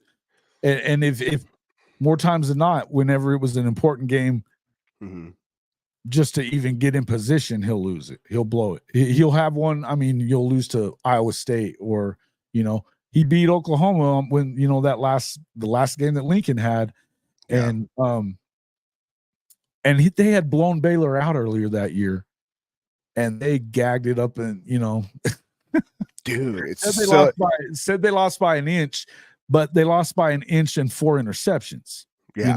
So Right. it was a choke job. They get into the conference championship against Texas, and I mean, it wasn't a game. It wasn't a game.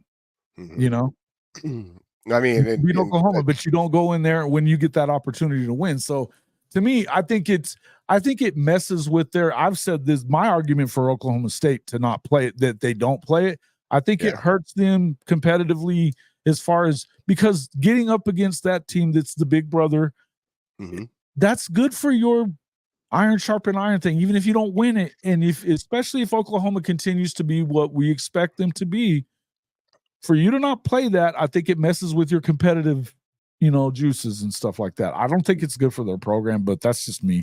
You're spot on. In the end, I do think that it'll come back eventually, but it won't be till after he's gone. Guaranteed. It won't be till after he's gone. That's a good perspective. But you do make a good point, man. I would rather see tough opponents. Okay, like I get the fact of like maybe getting a warm-up game in there, from a standpoint of some of these schedules, but at the same time, I would rather see those tough opponents early, because if you want to really get after it and you want to get yourself like going, you know what I mean? You want to get your teams ready for especially with playoffs. I'm going to tell you, playoffs have now changed the whole dynamic of how to prepare from beginning to end of season and getting momentum. Make the mistakes early on, and both teams are going to make mistakes, but play those tough games. Get in and get the mind ready. Sometimes a good loss is better than going, or a tight win, or a tight win, or anything that happens though. But I mean, look, when you go through something like that, and you've got failure to go back on, or in something to work on, or being able to know that you can overcome some of that stuff, because that's when once you've got your levels that you got to get to, especially with coaches in their first few years, is that you got to get. Oklahoma had 5 one-score losses in the first year under Venable. 5. And 4 of them were by 3 points. So crazy, man. Yeah, I mean, it's almost impossible to do that. But then, last year they go out there and win 10 games. So, they were still in some close ones, but they were able to kind of flip it and go the other way. And that's what Venables was talking about the other day, that they're being so picky on the little things, because it's going to come down to that, particularly in the SEC. You're going to have a lot of close games in this first year, he feels like. You're going to have to go through it. Well, that's a good thing. Like, in the end of the day, they say this about people, but it's true for even teams and everyone, right? But there's growth in adversity. And when you're playing in these games where literally, it's you go back to what Bear Bryant always says, and I know there's other coaches who've said it too, but truthfully, there's only about 5 to 10 plays that define an entire game. So you need to play your ass off every single play. You can't take time off. You go back to Brent Venables and in that quote, or what he just said and what we watched earlier of him saying, you come here, there's a standard, we're going to be real with you, but at the same time, you better come here and your mindset better be ready. Ready. Yeah. And so much respect. That's how you're going to win. It's supposed to be easy. It's not supposed to be easy to win a natty either, by the way, which is what the whole thing, when we were talking about SC earlier. Well, what are we doing here? You think that by not playing these games, by not playing Notre Dame, because they're physical. And I think that, look, to me, you get better playing those guys. Now, do you want to get your ass kicked like that again? No, but you better toughen up then. LSU, that makes you a better team. Lose or win, you're going to get better by playing it. To me, the idea that it's supposed to be easy, or that, you just want a spot in the dance. Well, what for? If, as an Oklahoma fan who watched Oklahoma go and get beat in the first round of 4 playoffs, I won't want you in unless you're good enough to give it a real run. Well, I don't want a team that's not ready to go in there and compete with whoever the hell they got to go up against. 100. And it's funny because you just brought something up that just clicked in my mind. I think about this, with these coaches, they sit there. Gary, what up, my dude? What's up, Gary? Thanks for coming in, guys. Yeah, man. Make sure you guys share this out too, and more people would jump in, say what's up, come check us out, run the thumbs up, man. And Moon Rocket, man. Yeah, you guys, thanks a lot for coming in, man. That's appreciate awesome. You guys. But yeah, so you think about this though from this mindset, right? And we look at it from a standpoint of, okay, so coaches really want to save themselves from getting fired. Is that really what we're looking at here? Are we trying to save ourselves from See, losing a again, job? this is absolutely and Weird. what I've said about Lincoln is that he's about his image, That's you know. and that's what ruins the game. Because Yeah. it shouldn't be about not. I get it. Like you have a family, you have a life, you want Yeah. stability, but you signed up to be a coach. You signed up to Yeah. step into a world. The challenge is what it's about, right? That's right, man. In the end of the day, step to the challenge instead of worrying about where you're going to lay your head at night, because you won't have to worry about it if you accept the challenge and you go after it the right way. So the thing is when it comes down to it, instead of worrying about if I'm going to make the playoffs to continue to have some leeway from getting to the hot seat, right? Then that's the wrong mindset, because at the end of the day, it's like you're just trying to run away from the problems instead of facing them head on in developing. And hopefully, man, we don't see like administrators aspect look at coaches and say, well, if you don't win, you're out. I get that, but let's have some time here. Well, you got to win. I mean, you got to win at some point. I mean, you got to give Well, I them get some that, time. I but mean, I think that there's some places that have got a quicker hook than others. I mean, like And Billy Napier, do you really want to fight? I mean, I don't think it's fair to fire that guy. I think listen, you get 4 years, man.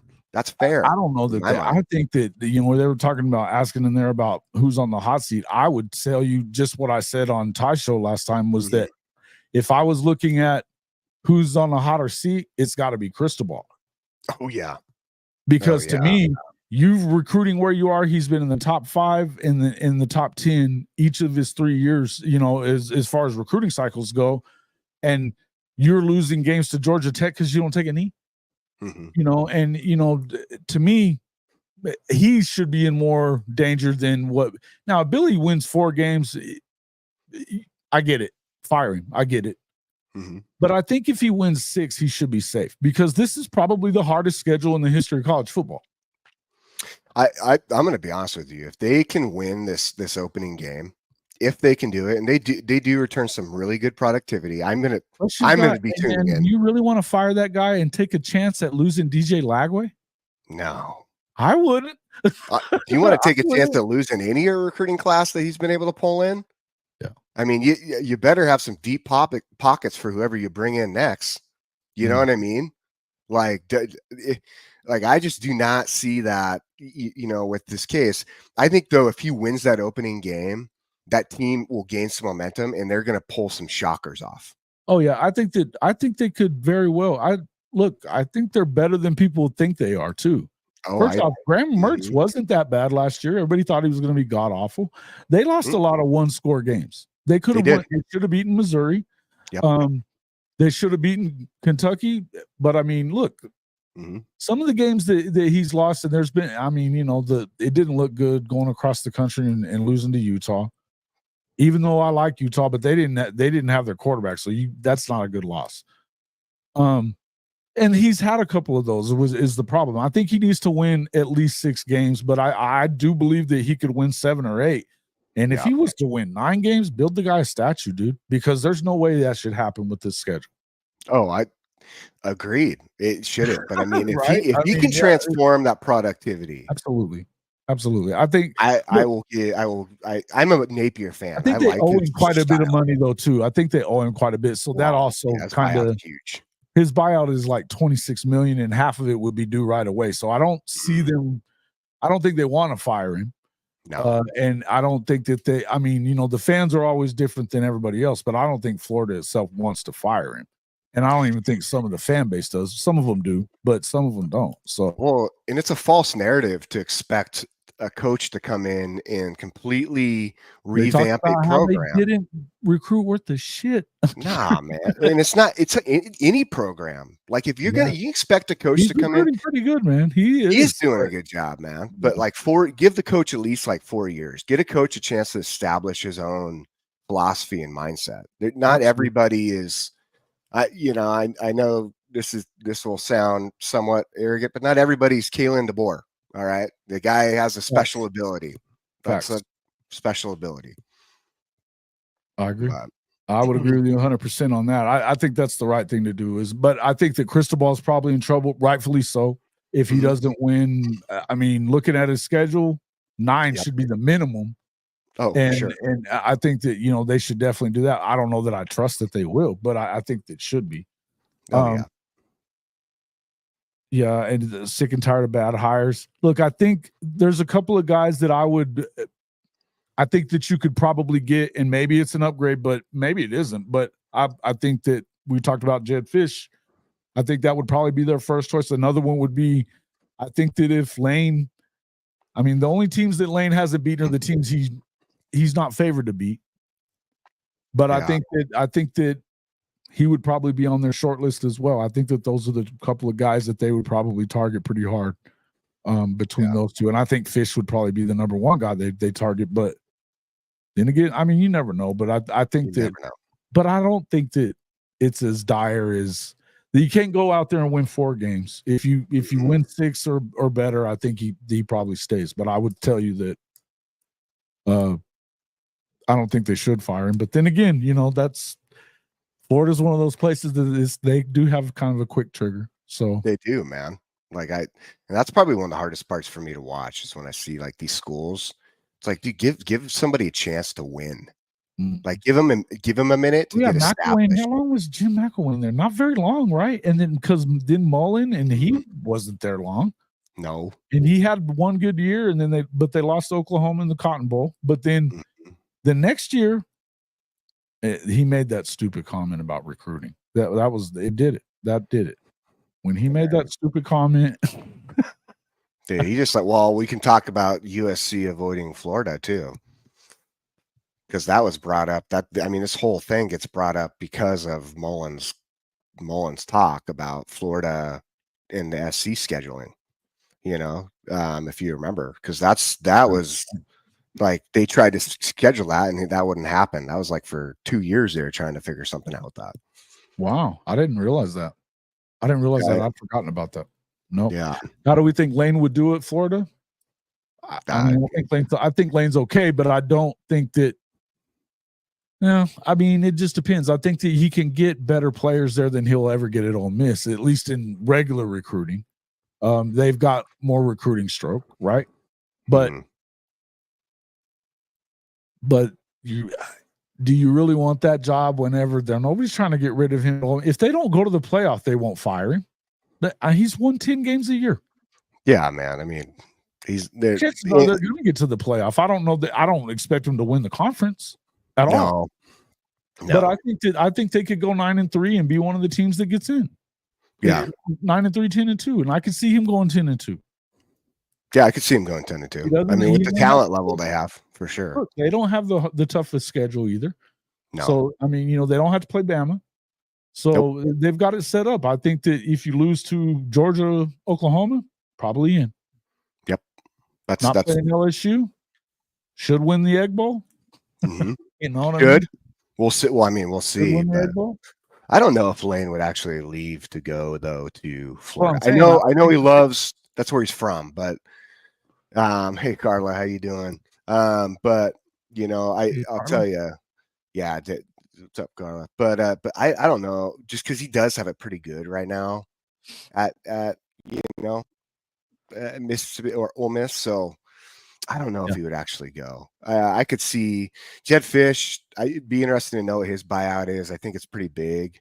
And if he's doing what I've seen him do. So Jedd just had the CEO of Microsoft walking around at Washington's practices and getting some big names involved. Thank you. And yeah, it's good to see you, Carla. I mean, if he's starting to get like buy-in from these companies in Seattle, that's been one of the biggest, hardest things to do for Washington's program as of recent, especially now with everything going on. I don't know if Jedd would leave because then he has it made.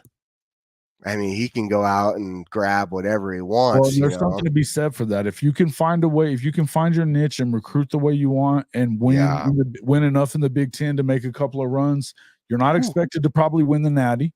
No. Right? But if you can get into the playoffs every 2 or 3 years, or 2 or 3 years out of 5, be out of that and in that Mhm. conference, it's doable to do that. Yep. You know, I would say if you're Oregon, you're probably expected to get in 3 out of 5 years. But if you're Washington, it's probably more like 2. Mhm. So, you know, just because of the recruiting ability that Oregon seems to have because of Nike, but I do Yeah. think that would be. I get it. I think that there's something to be said for. I think there's something to be said for. That's why maybe Florida State would prefer to go to the Big Ten over the SEC, right? Yeah. Same 100. with maybe Clemson, although I don't know that Clemson does, but I think that, you know, now Miami, they don't want to go to the Big Ten because they don't want to be in the cold. Yeah. You know, I've heard a bunch of Miami people have talked about that they don't want anything to do with the Big Ten because they don't want to deal with the cold. So I don't Which know is how crazy. how much they really want to get out of the ACC, and I even think that that's a possibility they could end up in the Big 12 because of the fact that they don't want to play in the cold. They just don't. You know, they Yeah. want nothing to do with that stuff. But yeah, again, I think that if you're looking, the difference in the SEC and the Big Ten is big. People want to act like it isn't. It is. Mhm. There's I mean, you don't have team. you've got a couple of teams in the SEC that traditionally aren't great. Yep. But I mean, you don't have Maryland and Illinois and Indiana and Northwestern and, you know, lately Nebraska, which seems like they might be on their way the other way because Yeah. I like that rule. But I do too. but I mean, Minnesota's been trash. Michigan State, I like their coach, but Jonathan Smith has done a good job at Oregon State, so you got to figure he can do something there. But we're not talking about about a conference that you're running through a gauntlet like you do in the SEC. There's no two ways around that. 100%. So, yeah, I could see that. I could see him staying for that very reason too. But then again, I mean, there's a lot of money probably there for that Florida job too. You True know? fact. They And would for him, definitely have to pay a lot to get somebody that you consider an upgrade. Yeah. Over Billy. Well, and Some people two, think like Billy sucks, so I guess maybe I not. see. I don't think Billy does. I think he's a great coach, but I think it's just a matter of time getting things in place. And I do think like it takes a minute to win at Florida. Like just go, but you just don't go in there and start winning. I mean, it takes a second to get things established. All right. Like and especially after all the turnover they have had so quickly. But I think you go back to like with what we were saying with Jedd Fisch and even him, if he were to be the one they go after, I mean, if it's easier for him to get a pathway to the NFL, because that's, I think I think that's probably what he is too, as more of an NFL guy. Yeah. Yeah. 100. That, I mean, Moonrock was talking about the roll the boat guy. That guy's a weird cat, dude. Yeah. I don't know what they were talking about him taking that UCLA job, but I think everybody found out that UCLA is going to have to split their money with Cal. Yeah. And so this is a bad situation for UCLA. I don't see that going well. No. I know they're going to court over that. We'll see kind of what happens with it, but that's not helping you right now. And you need to probably establish yourself pretty quick. And I think that's why money aside, I don't know that. Look, what have we seen out of USC? Mm-hmm. The only reason they won 11 games year one is they didn't play Washington or Oregon. I'll say that all day long. That's true fact, man. That's the reason they could 0-3 against freaking Utah. Mm-hmm. And Cam Rising didn't play in the third game, and it was in the Coliseum, and they lost to him. So that's right. There's a problem there. You lost to Tulane. You lost to, you know, they were a 2-point conversion missed away from going 6-0 to 0-6. Which is crazy, right? Heisman Trophy winner coming back, and you go 7-5. A lot of questions, man. Like that's what I'm trying to say, though. I mean, is like he was such a huge part of your offense. So how much can you actually? What's going to happen this year? And maybe that's Lincoln Riley telling us so much out of him. He's not as dynamic as Caleb, right? Yeah. So that would be, and he looked pretty good against Louisville, but Louisville wasn't good at the end of the year either. So I don't know, what I really think about that. Kentucky beat him. Yeah, I know. And Kentucky didn't really have a great year last year. So to me, I think that, I mean, when you got a guy like Zach Branch, and they've added some receiver help. They're not going to be bad on offense. I don't know that they can handle the beating that you got to take in the Big Ten, and particularly when it gets cold.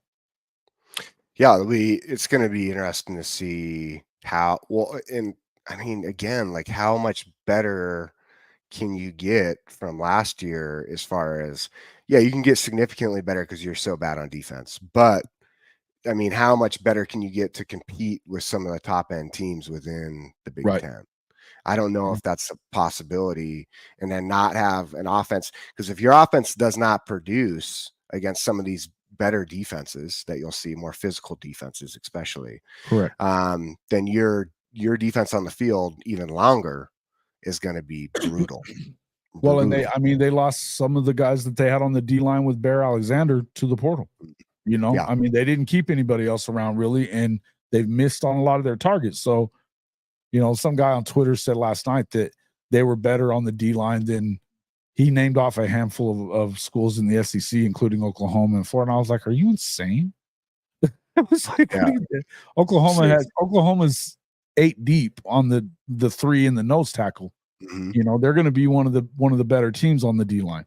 You got to go out and prove it. But this is year 3. But even Florida, as bad as they looked in certain way, I think that they did a really good job in their. I mean, they did a better job than LSU did of getting guys in the portal.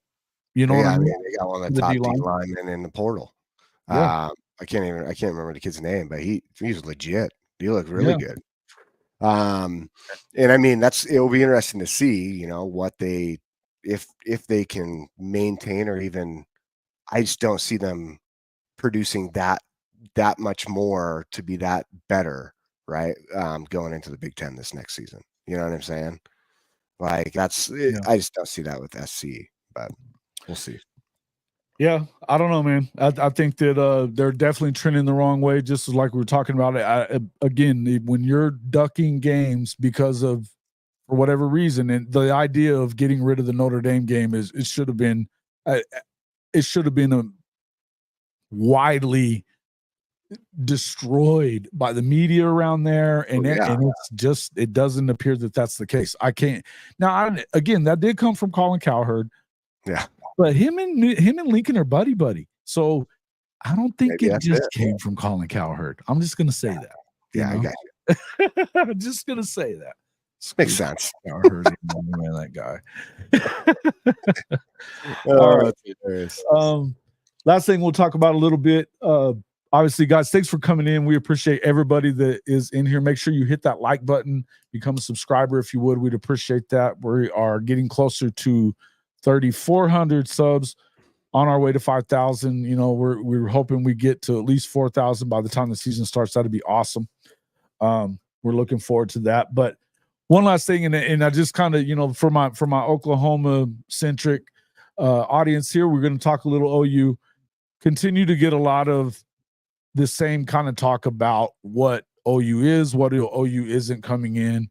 I think it's fair to say that their schedule is going to be tough. Again, I don't know that anybody has a problem with that in Oklahoma's fan base. I think you acknowledge it and realize what you're going up against. I told Coach Smook earlier that he asked me what I thought, and I said, look, the more I look at it, the more I think that the home games are probably, aside from LSU, are probably the two of the home games are the toughest games that they got on the schedule. When you start talking Alabama, again, I'm not predicting their downfall. Yeah. Not at all. And then you start talking, look, Tennessee they probably have one of the better defensive lines in the country. They have, a lot of people think, the best defensive player in the country. Their secondary is a little suspect, but a lot of people are very high on Nico Iamaleava, rightfully so. He looks like he's going to be a hell of a player. True. That's going to be a tough one. I like the idea that they're getting them at the Palace, and that it could be kind of an emotional thing for Josh Heupel. Advantage Oklahoma, but it wouldn't surprise you if it went the other way, right? Yeah, true. I think the thing that most Oklahoma fans are having an issue with, and this is something we talked about on our show on Saturday, was that you're getting a lot of love to Texas, and Texas is for Sark and all this other stuff. And a lot of us Oklahoma fans don't think much of Sark. And I think that I mean, it took him 10 years to win 10 games. Took him 10 years.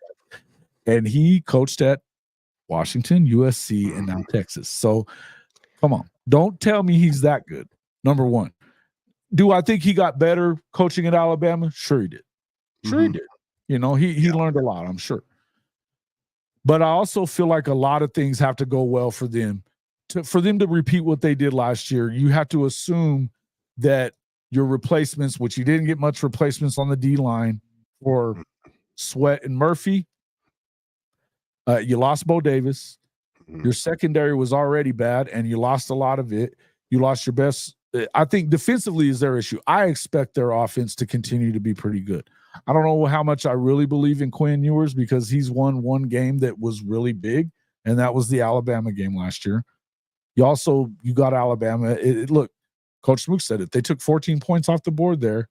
They lost by 10.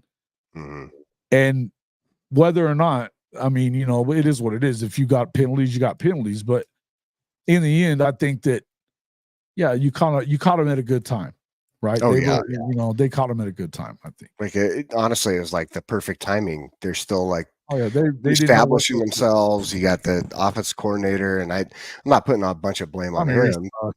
But I mean, I just don't think his system.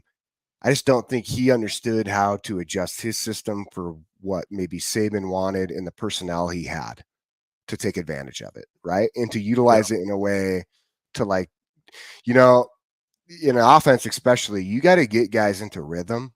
Once you get into a rhythm, now you can play the game. You don't just come out firing, right? Like it's pretty rare. It's good to get guys in the rhythm, especially guys who have different skill sets, right? And making sure that you're doing that correctly within your scheme and game plan. But I think that was the hard part with him is I don't think he understood those, the pieces he had and how to put it all into place. Sure. And I mean, that's what it takes. I mean, no matter how good of a coordinator you are, and this goes for Brent Venables as well.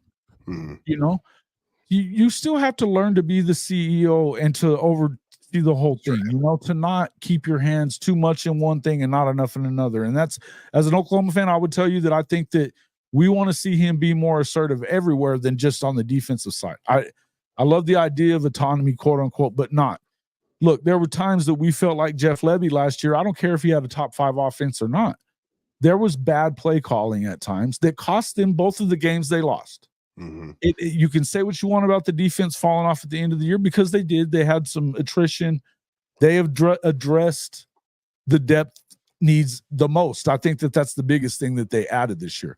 But what you want to see is, look, let's stick with our game plan here. What are we doing?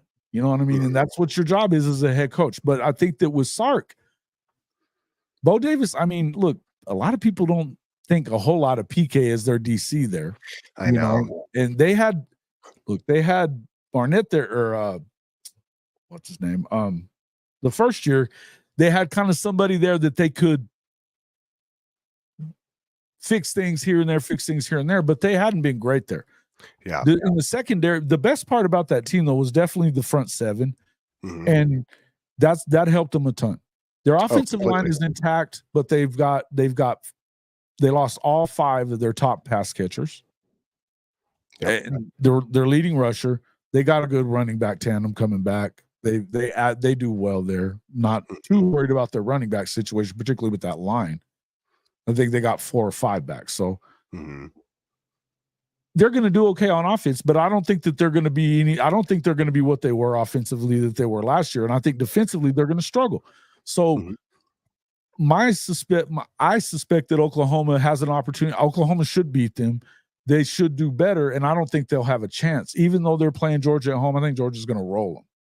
Oh, I mean, I think so too. I think there's just too many. There's way too many question marks. You know what I'm saying?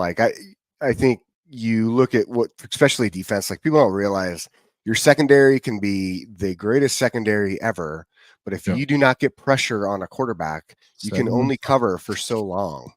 You know what I'm saying? Safety is what I played. I get it. The D line is your best friend. Oh, you know what I'm saying? At the end of the day, you want to play on that quarterback. That's right, man. It's your best friend. And and Quinn under pressure isn't great. no, No but quarterback is, but Quinn definitely, struggles with No. pressure. So he does. He's like he kind of gives me that Bo Nix feel. When Bo Nix is under pressure, he's horrendous. But Yeah. you look at, I guess, okay, can they mesh some of the transfer aspects they've gotten with Texas, right, on their yeah, side? listen, you like Isaiah Bond? I mean, I heard some stuff Yeah. about Amari Niblack that makes me feel good about it because he didn't. He's good, but apparently he doesn't know the playbook. Yeah, as I was struggling with his route tree a little bit there. That's what I heard. I mean, we'll see if he makes a jump and understands it I better. think he's as a they go. stud. There's no, Oh, I but do I don't too. think he's Jatavion Sanders, No, definitely not. and I don't think any of those guys are worthy AD Mitchell and No. Jordan Whittington. I don't think they are. I mean, So Bond's a good wide receiver. I like Bond. guess, Yeah. like his speed is really good. Like, Yep.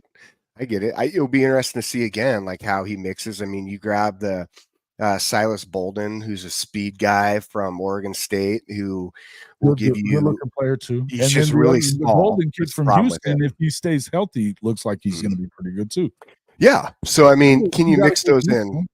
Yeah. Offensively, but I think defensively, again, like you have to have a defense to play and win in the SEC, and I just don't know from their standpoint, especially up front, from what you're trying to replace. And I know Ty, I think, had brought up when we were talking with Ty last, he had brought up a name or two on the defensive line that looked pretty good for Texas. So maybe they do have some replacements, but what's their productivity compared to the productivity they just had? And is their secondary have enough, in it to, bolster from what it was last season? Because it was just bad last year. They were in the hunt. bad. Yeah. Yeah. So Yeah. it'll be interesting to We'll see. see. In the end, where I think that you always go back to, and everybody says the same thing. And in fact, I was just watching Ruffino and Joe. I like their show. I like Blake Ruffino and I like both of them. But yeah, you hear the same thing from a lot of these guys. It's a lot, especially SEC folks. You're going to hear the same thing out of no matter the school. If they're not an Oklahoma podcast or whatever, they're going to talk. They're going to say there's a lot of questions on the offensive line. Yeah. Okay. Number one, it's a new line. I wouldn't call it bad. They added the best center in the portal, which is the center is what they needed. The Hackett from SMU. Then they had they got the one kid from Washington, yeah. Hackett. Yeah, Hackett, he's good. And then you added some decent. I mean, look, if you get the right guy from, if you get what's his name from if you get Florida Michael Tarquin instead of USC Michael Tarquin, then that's probably good too. Yep. But you've got some kids. It's new. There's some newness there. But the thing about that is that Bill Bedenbaugh is the best offensive line coach in the country. All you got to do is look in the NFL, and that tells you that. So he doesn't always recruit the 5-star guys. 5 stars are hard to identify, number one. I mean, they may look like it. They're the guys that are the recruiting services get it wrong on those guys more than anybody else. Yeah, I mean, so this guy knows how to develop it. Every year it seems like they're going to be kind of shaky on the O-line, and they do fine. They have a top 3 wide receiver room. They have a top 3 running back room. I think they've got them number 2 behind Ohio State in the rankings on 3 and 247. Mm-hmm. Yeah. Jackson Arnold is a new quarterback. Okay. Yeah. And you can say what you want about his start in the bowl game. All right. He also threw for almost 400 yards. He did have the turnovers. He also threw for 400 yards almost, had a couple of touchdowns. His offensive coordinator was now the head coach at Mississippi State, wasn't there. Mm-hmm. They played a pretty damn good Arizona team. Yeah. And, it is what it is, but it's always funny to me that it's either, and I can say this, I'm about to be guilty of what I'm talking about, but it always, if they play bad in it, if they play bad in a bowl game, then it matters. And if they play good in the bowl game, then it doesn't. If you're a detractor, right? I think that, whatever it is, it was his first start. it was up against a good team, and he didn't have his coach that he'd been listening to all year. So it is what it is. In the end, I do think that you've got something to prove there. But with the weapons around them, they added Deion Burks from Purdue, who was a stud. Yep. They already had, I mean, look, offensively, that's where I don't worry about Oklahoma. Why the hell would you? Well, We don't need him to go win the Heisman. We just need him to Yeah. not turn the ball over much. They've got a good running back room. Do that. You should be fine. Because if the defense is what we think it is, and I do believe that there'll be a top 10 defense in the country. I believe it. It's Brent Venables has done it everywhere. Year 3, they're always in the top 10, generally in the top 5. Yeah, So I we'll mean, see. We'll see. yeah, I mean, I like your take on the offense. I don't feel like the offensive line. Okay, there are question marks, right? You are replacing. It feels like you're replacing a lot, but Yeah, there's but I mean, to pieces use that that come as in. like, there's no way they can do this plus the No, schedule. you're good. It's- Well, and all you got to it's do is look at defense, the bro. coach, right? Like with Bedenbaugh, he's known to produce results. I mean, he comes from like a Mike Leach system, which already has unique blocking concepts anyhow and blocking schemes. So he'll be fine. Like the offensive line is going to be okay. You want to talk about somebody who has the ability to coach people up. He's proven that with his track record. So that's not it. I think Jackson Arnold presents obviously the question just from the standpoint that what everyone only knows him from is the bowl game. I will say You this. got to be in the Elite 11 winner and a 5-star. Yeah, you know, they go to just the bowl game. I'll say this with him. Here's one thing to think about. Put yourself in that mindset as a young kid going in. Your first starts in a bowl game. It is a big game. Like for you, you're gonna have. You're not just this dude who comes out perfectly level-headed. The emotions are gonna run high. Things are going to happen. We see it in games all the time. I mean, we saw one of the best quarterbacks in the whole league last year kind of basically, let the emotions get to him and Penix. He did not look good. Yeah, no, you're right. he looked terrible. So that's a great example. I wouldn't be too concerned about him, especially after you go through a season. And reps matter, people. Like when you get into practice, you get into going through an offense and being, not saying he's not getting reps in practice, but now he's like put in a position that it's all his. After sitting the whole entire year, it's you're up. Okay, it's a lot to throw on a young guy. I mean, and he's a true freshman, so that's tough. But I think I do think you see him make a really impressive jump, and I think you will see him produce this next year. I mean, he's not going to be absolutely perfect, but I think you're going to see a lot better overall product than what you just saw in a single bowl game, which when he calmed down, he did a lot better. We saw that. So defensively on that side, that's probably the one area, as you were saying, Jason, for Oklahoma that I wouldn't be worried about. Now I can't, the jump would be really big, especially going to SEC from where they were ranked. Now, if we're talking, there's two different ways, right? We're talking total defense, scoring defense. Scoring defense, I see their jump, maybe top 15 for sure. I think total defense, I see them maybe in a top. It'd be hard. I could see them maybe do a top 25. I would feel comfortable saying, but the top 10, they're good. Where they're they good. are, they're bringing back. I think the biggest reason that I really like it is they brought back Billy Bowman. He led the country in pick sixes. He was like second in interceptions, right? Yeah. Okay, that's good. They've got Peyton Bowen, who was the other 5-star safety out of last year's recruiting class. Mm-hmm. The only guy that he was behind, of course, was we know who we're talking. I won't bring it up for your Alabama fans in here. But yeah, Caleb Downs was the only guy that finished ahead. When he was in, he made big plays. He got a little nicked up towards the end of the year. They've got a great secondary coming back. They led the country in interceptions. But then you got Danny Stutzman, and him coming back is a surprise. He was probably at third round at worst, maybe fourth round. I think decided to make a comeback there. They've also added unbelievable talent out of there. That a kid out of Florida, Lewis Carter, that Coach Venables thought he was the best player in Florida, period. Okay. That, That's impressive. that they recruited. They were able to get him. Samuel Omosigo, another top 100 guy.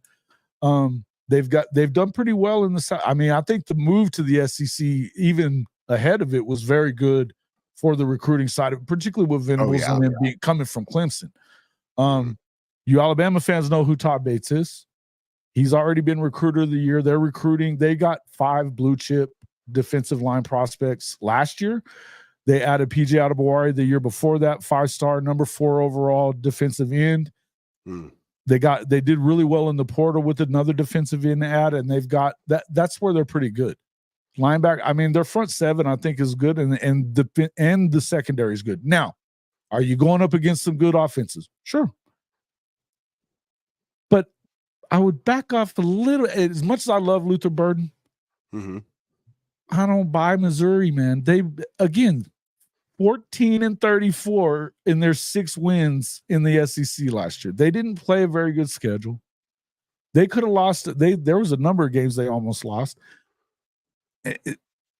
Drink flew under a lucky star last year somehow, because it just all worked out for him. All the stars aligned, and they're talking a bunch, but I don't buy them.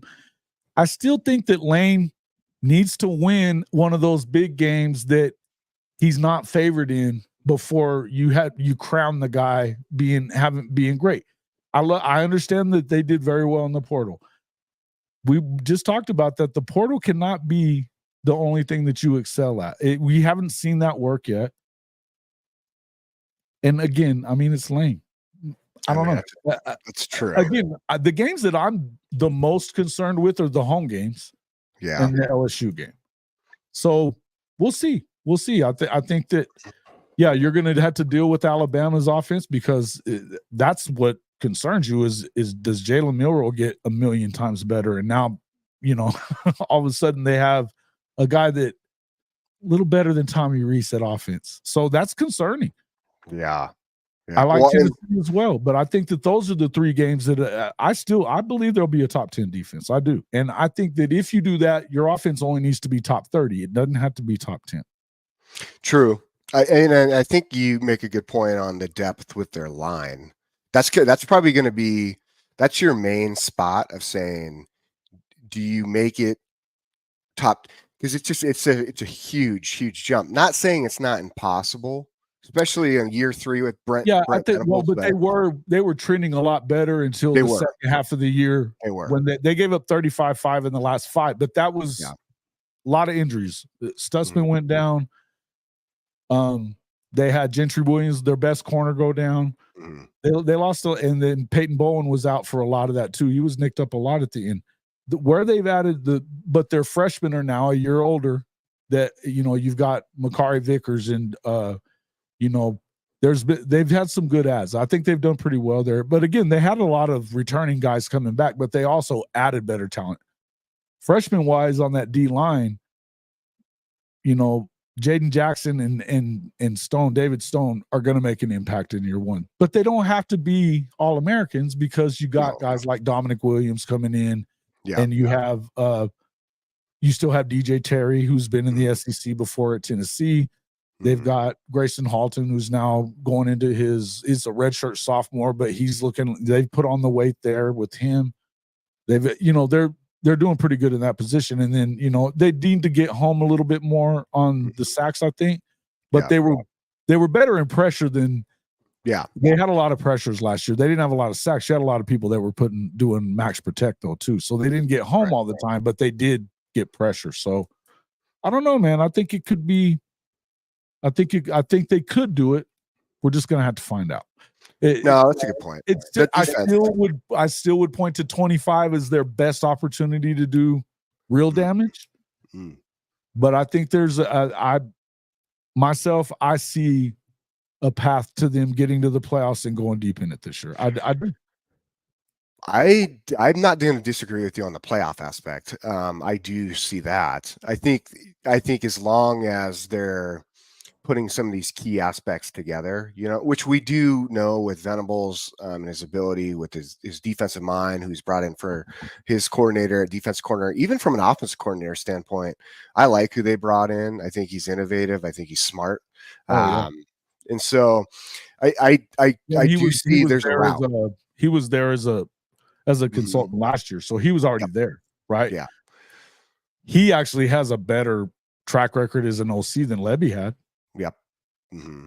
And I know we had talked about like Lebby a little bit, kind of forcing some things that didn't. Well, it was more that it's like he lost track of what he was doing or what his goal was a lot of times. Yeah. The jet sweep made every Oklahoma fan want to puke because he never had a vertical option with it where you could not hand it off and throw it over the top. So I mean, anytime that guy went in motion, they knew what was coming. But it ran it every game. The jet sweep doesn't work when you run it every damn game. It does not work. No, it's not. It's not. It's meant to be a setup play. You set that up. A lot of little weird stuff. A lot of little weird stuff that we're going. And I mean, I'm not saying that he's not very good. I think he is. I do think that he lost track of what he was doing. I thought that the Kansas game was absolutely egregious. I mean, Dylan Gabriel threw the ball half the amount of times that Jason Bean at Kansas did. That's unbelievable. Unbelievable. Not true. And that's the thing that, as much as I love Dylan, I think that he was the perfect guy to have come in there with what they had to do.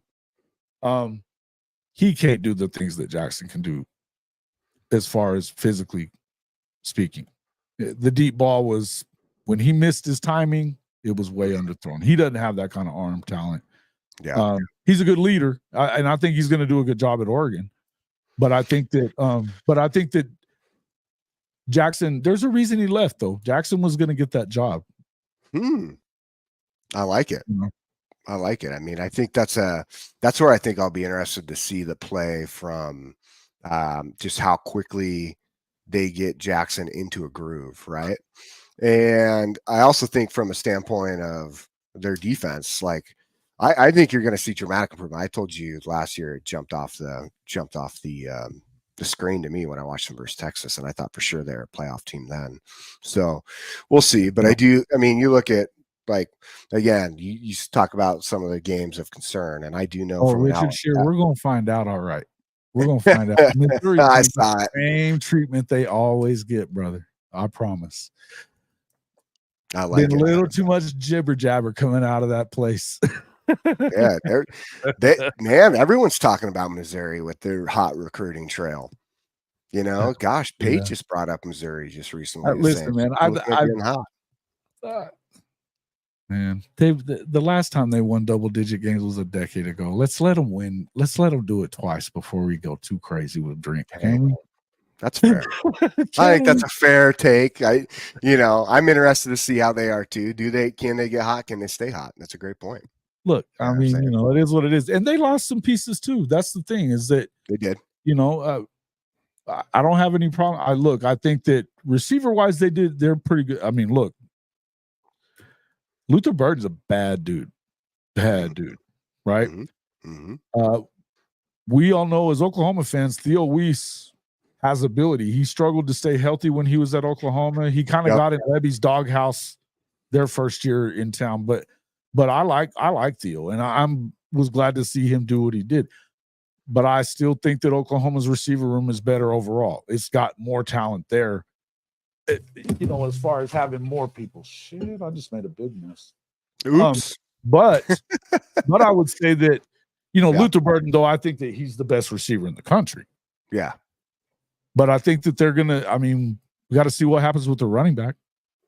It's true. I mean, if they're running back last year, do you need to get that, Jason? I'm sorry, man. Bad dude. No, we're good. Okay.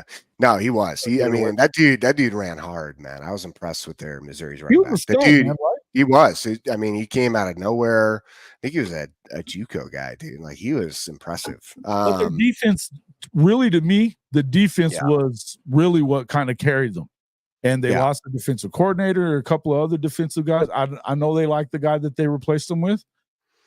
But look, I think a lot of things, again, they do have a nice little favorable schedule, but whatever you do in your pre-November 9 schedule, you're going to take one on the chin there. Rich. I like it. I like it. I like it. No, but and I do want to get back real quick to what you're saying about like Alabama too. That's probably the one I think a lot of people are sitting there Listen, going, I'm "Oh, not. I'm what's?" again. I'm worried about that game. I mean, I've preached it a lot. I mean, I know this staff pretty well from Alabama standpoint, and there's everyone has their different takes right now on Alabama. They're like, oh, they're not the same Alabama. Shoot, Well, it isn't. It's not. did you the same hear? Alabama, but Did you hear but the kid, DJ Pickett? Did you hear what he said at the Elite on 3? what he said? When he was the DJ Pickett's the safety out of Florida. He's the top like number 1 safety or corner out of Florida.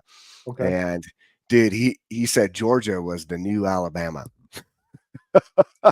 He just opened up a can of serious whoop ass.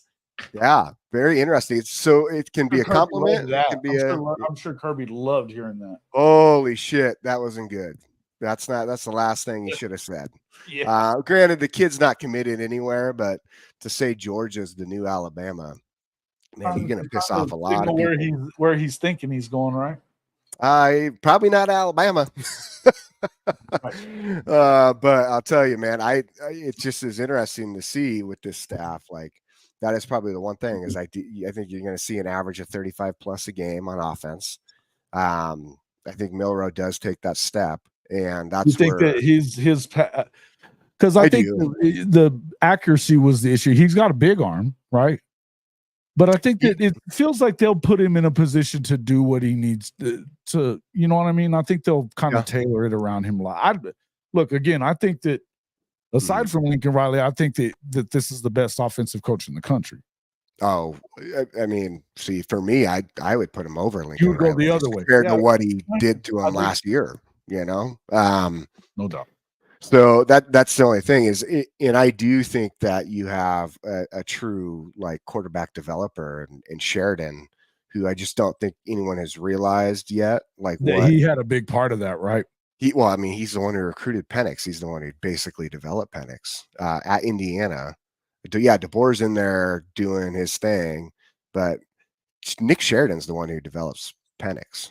And the fact that Nick was humble enough to step down, basically go into a tight end role, really stay within this offense under DeBoer at Washington, and then just wait his turn, which is he did that so that but you had a hell of a coach there at OC that was kind of doing that for him, right? Grubb, and Grubb's been with him a long time, but Grubb was like so Grubb was an offensive line coach prior. So he has a really different mindset in how he looks at the offense. Granted, the offense stays the same and adjusts based on personnel, but it's just a different mindset overall.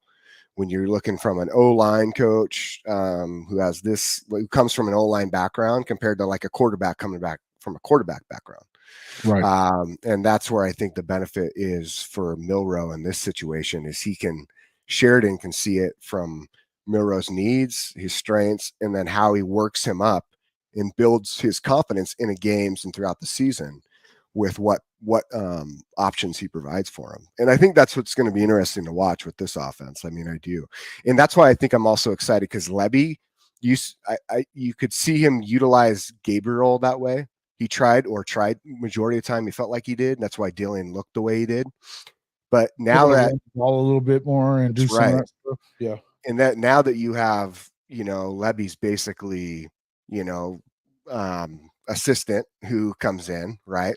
Who learns under him, but at the same time is just a really a good play caller. I think he has Jackson Arnold that he's got to work with, and now he has this option to open it up. I think that's where you'll see Jackson Arnold make some really big leaps because you have this new offensive coordinator who is, very aware of Arnold's abilities, but also not afraid. Because Jackson could run too, for sure. Yeah. I mean, I think that the guy that's going to really surprise people is Michael Hawkins after Jackson is out there, because Michael Hawkins is that 4.3 sub 4.3 guy, has the same kind of arm. His dad was a pro, stud. So I think that, he's a little underrated for sure, but I think he's going to be explosive. But I also think that Jackson, not that fast, but he's a little bigger and he's got definitely a great arm. Yeah, I think that, again, we're going to find out. I think that the one thing is it's just you continue to hear a lot of these things, and it's I would say to the Alabama folks that are in here, I'm glad you are, and even whoever you might be a fan of, is it's great. It's great for OU that people are underestimating them, and I don't doubt that. You got to kind of run through the gauntlet and learn what it's like to. It's not the games against the best teams necessarily. It's the ones after that where you kind of get beat up against Alabama. Then next week you got to go to Baton Rouge. Whether you win or lose the game against Alabama, you got to turn around and play LSU on the road. That's rough. That's tough. The good news is that the bye weeks kind of matched up pretty good for them in that sense. I also think that after Tennessee game, you have to go to Auburn. I don't really buy the whole. I get it that it sucks for Alabama and Georgia to go in there, and that's a tough place for them. Oklahoma has the ignorance is bliss card they can play there. Yeah, no, that's true. That's true. So, and I think that they're just better. So I just think they're better than them. But that being said, after coming off it's going to be an emotional week. Your first SEC game playing against Josh Heupel in Tennessee. I think it's one of their tougher games. So this is kind of a trappy game. You can see that as a trappy game. And then, of course, you get a bye right before Texas. But Texas has to deal with they play Oklahoma, and then they turn around the next week and they play Georgia. So, that. Yeah. Okay. Good luck. Yeah. Yeah, it's going to be an interesting one for sure. But yeah, and I think that the schedule isn't easy. I'm not sitting here saying it, but the teams that I'm more concerned with than either Ole Miss or Missouri are definitely the home games. And even South Carolina, you can't completely overlook them. That quarterback looks like he might be that guy. Yeah, how can they keep him upright? We're going to see, but. Again, good to have them at the Palace, but Tennessee, Alabama, those are going to be, I think, your two toughest games, followed by LSU, and then probably Ole Miss. But we're going to see, man. I know it's going to be fun all the way through it. I think that it's very overblown what they're saying about the O-line. I think it's a lot overblown about what they're saying about Jackson Arnold. He's stepped into his role, and he looked like he was ready to go. Did he make some mistakes in the bowl game? Sure he did. I also think that maybe that's a good thing. You have your mistakes, get those out of the way in your first game. You got a lot to work on. Yeah. We'll see how it goes, man. There's a lot of trust there.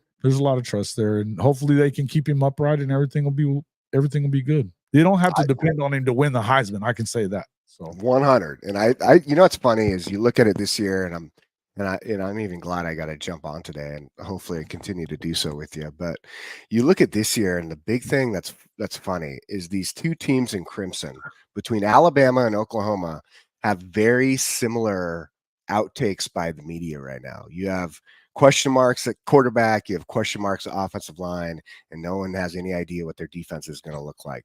So you granted different. They have these same projector thoughts, right? Granted, different issues here and there, with different returning players and here and that. But these two teams in crimson, it's kind of funny. You can almost sit there and say, you know what? I can sit back and enjoy being especially with me coming from purple and gold, enjoying a crimson brotherhood for a little while, because typically that's not the case when WSU is your rival school. No doubt. Bro, come on, man. 10-2. Are you? It'd be interesting for sure. Look, I think that you get a loss at A&M early. I think that they lose there. I think that I'm telling you, Oklahoma's beating you. That's happening. There's been too much shit coming out of Columbia that's going to happen. And then I think that there's another couple of games that I think that they definitely have a favorable schedule. But Bobby Petrino and that Taylor Green, it's a rivalry game. I know you get them at home as well, and it's the last game, and you've kind of owned them. But man, this is pretty ballsy of Old Drink to put up freaking. They're putting up billboards in Arkansas recruiting to Missouri. Ballsy. Wow. I'm Ballsy. impressed. Yeah, I'm I'm actually fairly impressed with that. Yeah. Wow. Fairly I impressed mean, with you that. look at their schedule though, it is pretty easy. Like, I mean, like it is like who besides It's definitely honestly, to be honest with you, besides Alabama, Oklahoma, they got, maybe again, and they're going to A&M. play Alabama too. They're not winning that one. They win. They No, lose at least that's three. that's At at least three. Alabama. That's not happening. Right. There's no way They lose. I mean, out. They lose at least 3. They don't win 10. They don't win 10. yeah, They this don't is win 10. They I might think they win don't- 9. I might give you 9, but they don't win 10. I mean, it depends on what Levy does at Mississippi State. You know, because they're at Mississippi State, so we'll see what happens there. I don't know if they have the depth or talent that he needs, but we'll see. I could see Levy's offense leaning up and biting. So I don't know how much I think of Blake Shapen, but Mhm. you know, in fact, I don't think much of him. He was awful at Baylor the last couple of years. So Yeah. so, he looked good the year before that, but I think it was a bad move for them to let Bohannon get out of there.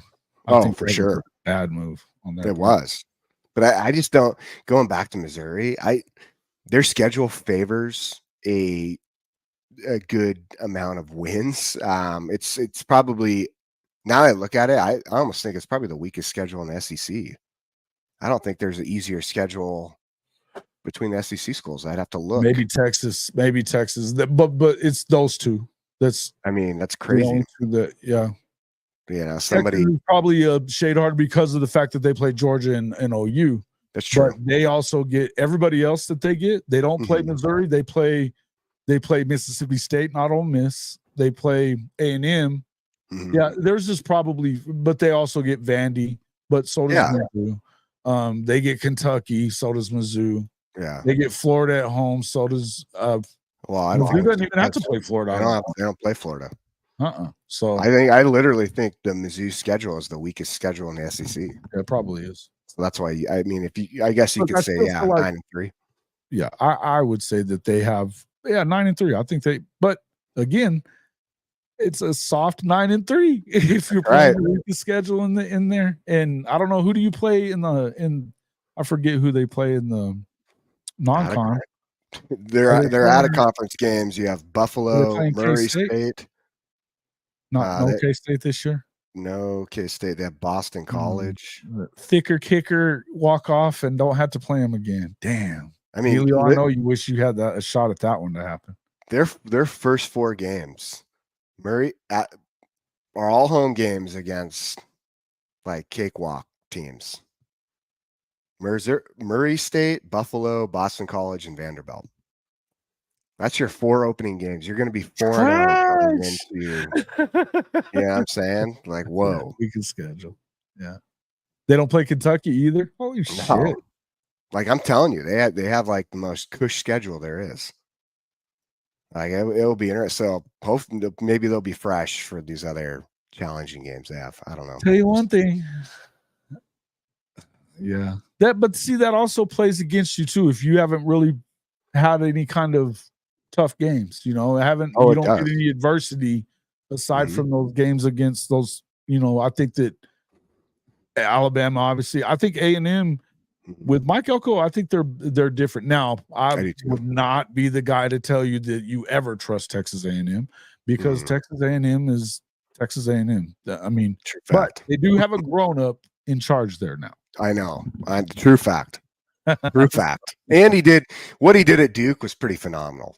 Yeah. Like if there's somebody who can make something happen, it's Mike Elko, that's for sure. I don't know year 1 necessarily, but we'll see. You know. Yeah, 10-2 will definitely get you in. I think for certain teams, I think Oklahoma having probably the second toughest schedule to only Florida. 9-3 might get them in. Yeah, I think, but a lot of things that have to happen. But I still feel like you're going to get 4. Yeah, I mean, I think you get 4 in. So it all depends on how it all works and shakes itself out. But if an Oklahoma team that goes 9-3 and has, say, a win over either Ole Miss or Alabama, yeah, I think you, and you know, as I said, one of those 9 wins is going to be Mizzou. So everybody's loving on Mizzou, You know, if you were to get Ole Miss or Alabama, I think that you're in. Yeah, You know, I mean of that's course, you can't afford to like get blown out or anything like that. I think that no, you need to be in every game. yeah, Right. Yeah, that's for sure. we'll see what happens though. I think it's going to be fun. No, man, it is. It's going to be the season in general coming up is going to be freaking awesome. There's just it almost feels like it's kind of this new like just atmosphere, right? You have NCAA football coming back, which is going to be dope, right? From a video game standpoint, you have all these this alignment, these new teams and conferences, and now you have this like big playoff picture. And I think I think this season is going to be one of the more exciting seasons we get to watch from a college football standpoint. I really do. So It's definitely intriguing. I think no matter how it goes, I think again, I would tell you that we've been pointing at 2025 for a while now, but I do think that some things fell in the right way. Yep. That you could have that. You could have that year now. Dominic Williams could have been the important piece that you really had to have, just that one last piece that, you know, freshman All-American types already played in the playoff with TCU, looks really good. You know, but the way they've recruited on that D line with Todd Bates, I think, thank God for Todd Bates, man. We love that guy. You know, he's and you know, the Bama faithful. I know y'all love him too, but I'm glad he's with Oklahoma and Coach V. So hey, man, we're excited about it, man. But hey, man, I appreciate we've been going for a while now, and I got to get, but really appreciate you coming in and joining us, Jake. Yeah, tell everybody how to find you. You're definitely going to be on with us quite a bit. I think, you know, going forward, we're going to be helping you with your channel as well, and looking forward to that. But where else do they find you? Yeah, no, I mean, I really appreciate coming on. It's the first time for some of you in here. I hadn't seen me before. Like, nice to see you guys. Appreciate you guys. Hope you enjoyed it. My Twitter, you can obviously see it on the screen right there. Yep, there you go. But it's all capital letters at Coach_J Mayer. And that's a capital. So come find me, shoot me a follow on Twitter and interact, man. I love to interact with everybody and chat college football. And you know, like I love it all. Like in the end of the day, I love it all. I have my teams that I enjoy, you know, I have my coaches that I've enjoyed. But the biggest thing I like to take away, and one of the biggest things I think overall, is I like to talk about the game with people who are really knowledgeable, because I love to learn. I'm not going to sit there and pretend I'm the smartest guy in the room, because I'm not. Remember, I played safety, everybody. I knocked people out for a living. Bro, that's my route. Insight into college football that a lot of people don't, man. I didn't play Division I football, man. I couldn't do it. No way. Hey, man, I got blessed to play the game at a very high level, and I'm thankful for it. But in the end of the day, you know, I like sharing knowledge and coming in and just honestly, I love the way football brings everybody together. And if you didn't see it on Twitter, I posted something about some motivation for the day and getting after it. And at the end of the day, just build each other up, come together, have fun, and get after it. We got great content creators out here, but you know, with obviously with Jason, I jump on at Around the Table Sports with Ty Hayes. Just my humble opinion, sports talk with Coach Sean. Get on to those guys too, man. Make sure you get over there, and most of the guys that are in here are all subscribers to Ty. You know, and shout out to him. We were hoping he'd get in there today, but I had a contractor coming, so he wasn't able to jump in. But excited about him, and then Coach Sean's channel. Shout out to Coach Smook and the AAA family for you guys that have come in there. Appreciate that, guys, a lot. We're excited about being able to work with all these guys. I think unbelievable content creators that they've done a very, very good job. Love those guys too. And then, but just for my guys from Oklahoma, I'm going to share this just real fast. Oh, do it. Because we were talking about this earlier, so it does work. Just for your information, first 27 games for Helton, 21-6 with a Pac-12 title and a bowl win. 6-6 versus ranked. Look at old Lincoln. Ooh. And you keep hearing how much better of a coach Lincoln is, but this would say otherwise. Just saying. Just saying. Nah, man, I like it for sure. And then, but hey, I also want to let you guys know I'll be getting a channel up here soon, and I know Jason talked I'll about help you out jumping with in that and for helping sure. with that. Yeah, I'll And, help you out with that. Anything you need, man. Yeah. Happy to help. So I yeah, appreciate make sure we'll get all that out there and post all that stuff up as we get it. But Yeah. make sure you're following him on Twitter. You'll make sure you know that way as well for sure. Mhm. And we're excited, man. Excited for the season is getting closer, guys. That's I right. think we're right around 90 days left, man. So we're you know what, it's like 7 weekends or something like Yeah, that. something around those lines. 8, excited. 9 weekends, something like that. It's just not far. Yeah. So you know, we're gonna get through this thing, and it's exciting stuff. Appreciate everybody showing up and coming in here. If you hadn't already hit that like button, please make sure you hit that like button. Become a subscriber to the channel as well. Share with your friends. I appreciate all you guys that are new coming in here as well. Yeah, man, and even you Mizzou folks, man, you're welcome in here as well, That's man. right. We don't bust chops too much. We are going to give you a hard time though. This is kind of how it goes, you know. But Alabama fans, hey, look, any SEC fan is welcome in here as well as from all over the country. I love talking ball with everybody. I enjoyed having you in here, Jake. I appreciate Thanks, it. man. Make sure you follow us right here at CFB-pod on YouTube. Twitter, it's at JW_HOF. We're also on, I don't do a bunch of stuff on the other ones, but Facebook and the Gram as well.